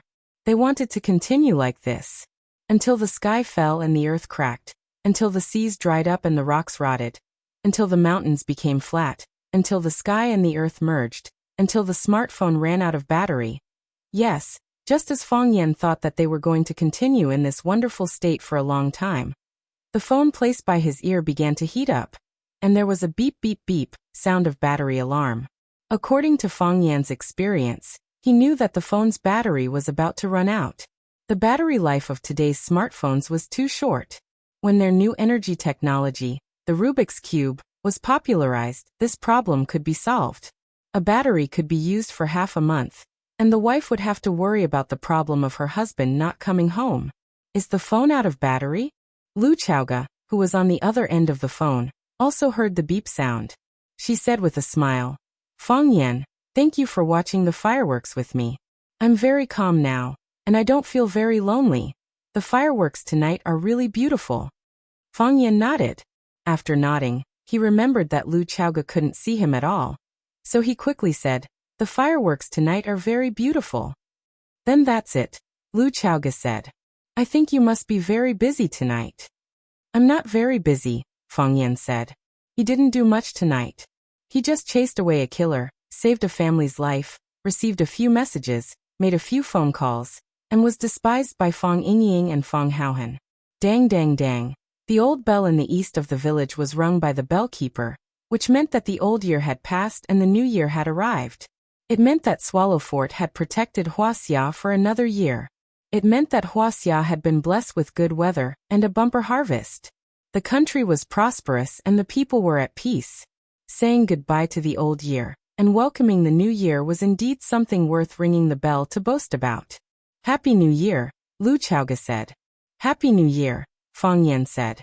After thinking for a while he added, I'll be returning to Flower City soon. Yes, the students are about to start school. See you in Flower City. See you in Flower City. Fang Yan hung up the call with Lu Chaoga. He was about to go back to his room to change the battery when the phone in his hand rang again. Fang Yan looked at the caller ID and answered the call again. He smiled and said, Jiang Qin, Happy New Year. Mr. Fang, Happy New Year. Jiang Qin's sweet voice came through the phone. Mr. Fang, who are you talking to? I've been calling for half an hour. Your phone has been busy. I didn't know you were a talkative person before. Fang Yan smiled and said, I've been calling my friends to wish me a Happy New Year. I wanted to be the first to wish you a Happy New Year, Jiang Qin said, feeling wronged. Am I the first person to wish you a Happy New Year? No, Fang Yan said honestly. The first person to wish him a Happy New Year was Lu Chaoga. Their phone call went from last year to the new year. Ah! Jiang Qin shouted with dissatisfaction. Who was earlier than me? Who took my first place? Fang Yan smiled and said, What's the big deal about being first and second? It's fine as long as you get it. Are your parents there? Give them the phone. I'll wish them a Happy New Year. After Fang Yan changed the battery on his phone, Yuan Lin happened to call. Fang Yan also wished her parents a Happy New Year. Fang Yan was going to take some time to give Xia Tian a call, but he didn't expect Xia Tian to call him. Mr. Fang, are you busy today? Xia Tian's voice was very lazy, as if she had just woken up and was lying in bed. No matter how busy a teacher is, he's not as busy as a celebrity, Fang Yan said with a smile. Why do I feel like you're sleeping? Yes. After dinner, I felt sleepy, so I lay in bed and slept. I was just woken up by the sound of firecrackers outside, and thought that the new year had arrived. I turned on my phone and gave you a call for a Happy New Year. It's only midnight, and you've been asleep? Fang Yan's face was full of surprise. Tonight? How do you have time to sleep? According to Fang Yan's understanding of the life of a celebrity, wasn't the new year the busiest time for them? Gala, running, cocktail parties, all kinds of etiquette. Even if they didn't attend the Spring Festival Gala of Wuxia TV station, they would attend the New Year's Eve Gala of the local TV station. Even if they didn't attend TV programs, they had to attend some New Year's parties. With Xia Tian's popularity, how could she have time to lie at home and sleep in? I don't want to attend any gala this year. I rejected all the activities.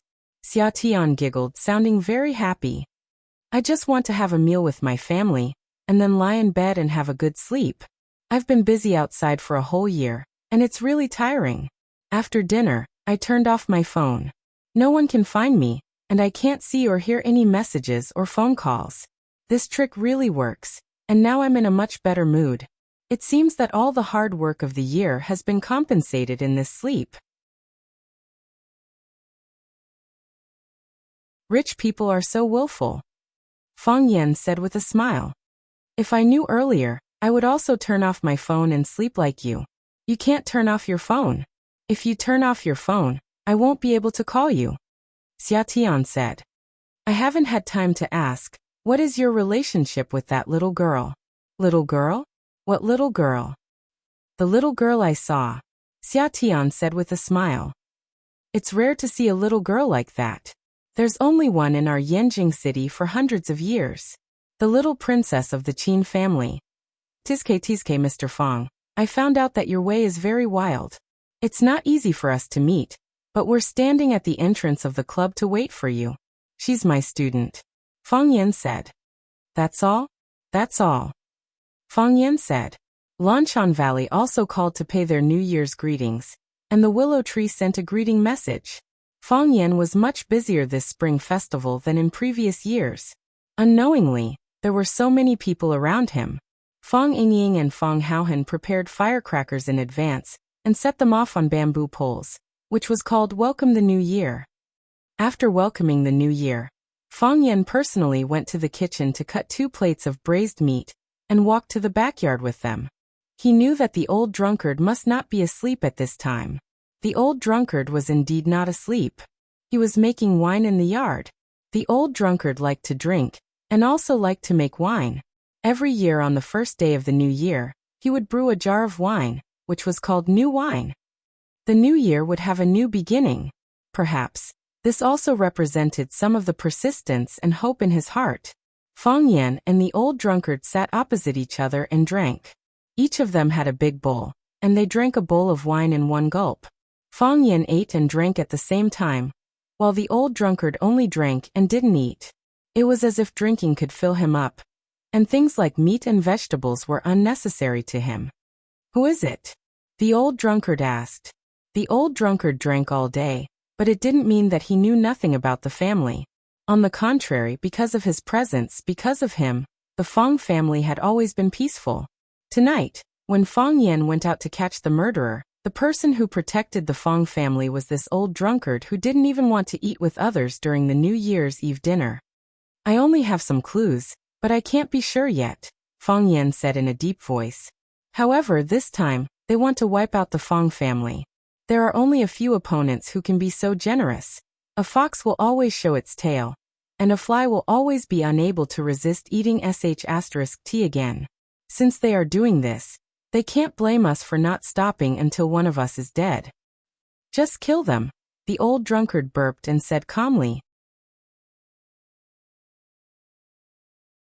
Fong Yan smiled and said, "In the past, you were the one who supported the family, but now I will. Don't worry, we won't fall. Just drink your wine, and leave everything else to me. I will drink the wine that I should drink, and I will kill the people that I should kill," the old drunkard said with a clear voice, like a knife burning in a bowl. "I'm only a cripple, not a dead person. Even a stray dog or cat dares to bully us. Do they think the Fong family is nobody? You're not a cripple, it's just that you're meridians." The old drunkard cut off Fong Yan and said, "There was a climber who was good at climbing the mountain, but when he was about to reach the top, he was kicked down. No matter how hard that person tried, they would only be able to climb to the middle of the mountain. Can you still say that person is good at climbing?"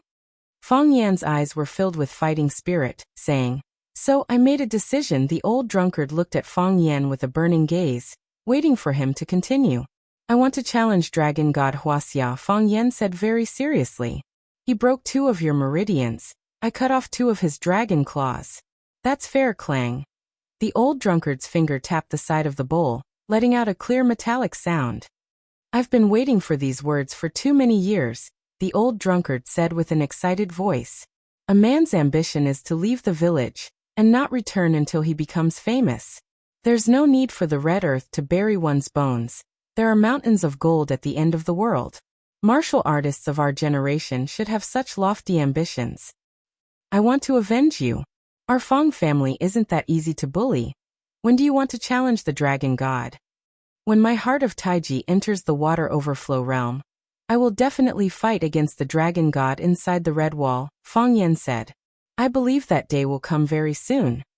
You're tuning in to the Li Mei's Wuxia Whispers YouTube channel. We're so grateful for your support, and don't forget to subscribe to join us on this incredible journey through captivating stories. Your generosity through donations truly makes a world of difference, as it's the primary source of revenue that allows me to expand and enhance this channel for you. Thank you from the bottom of my heart for being a part of this adventure.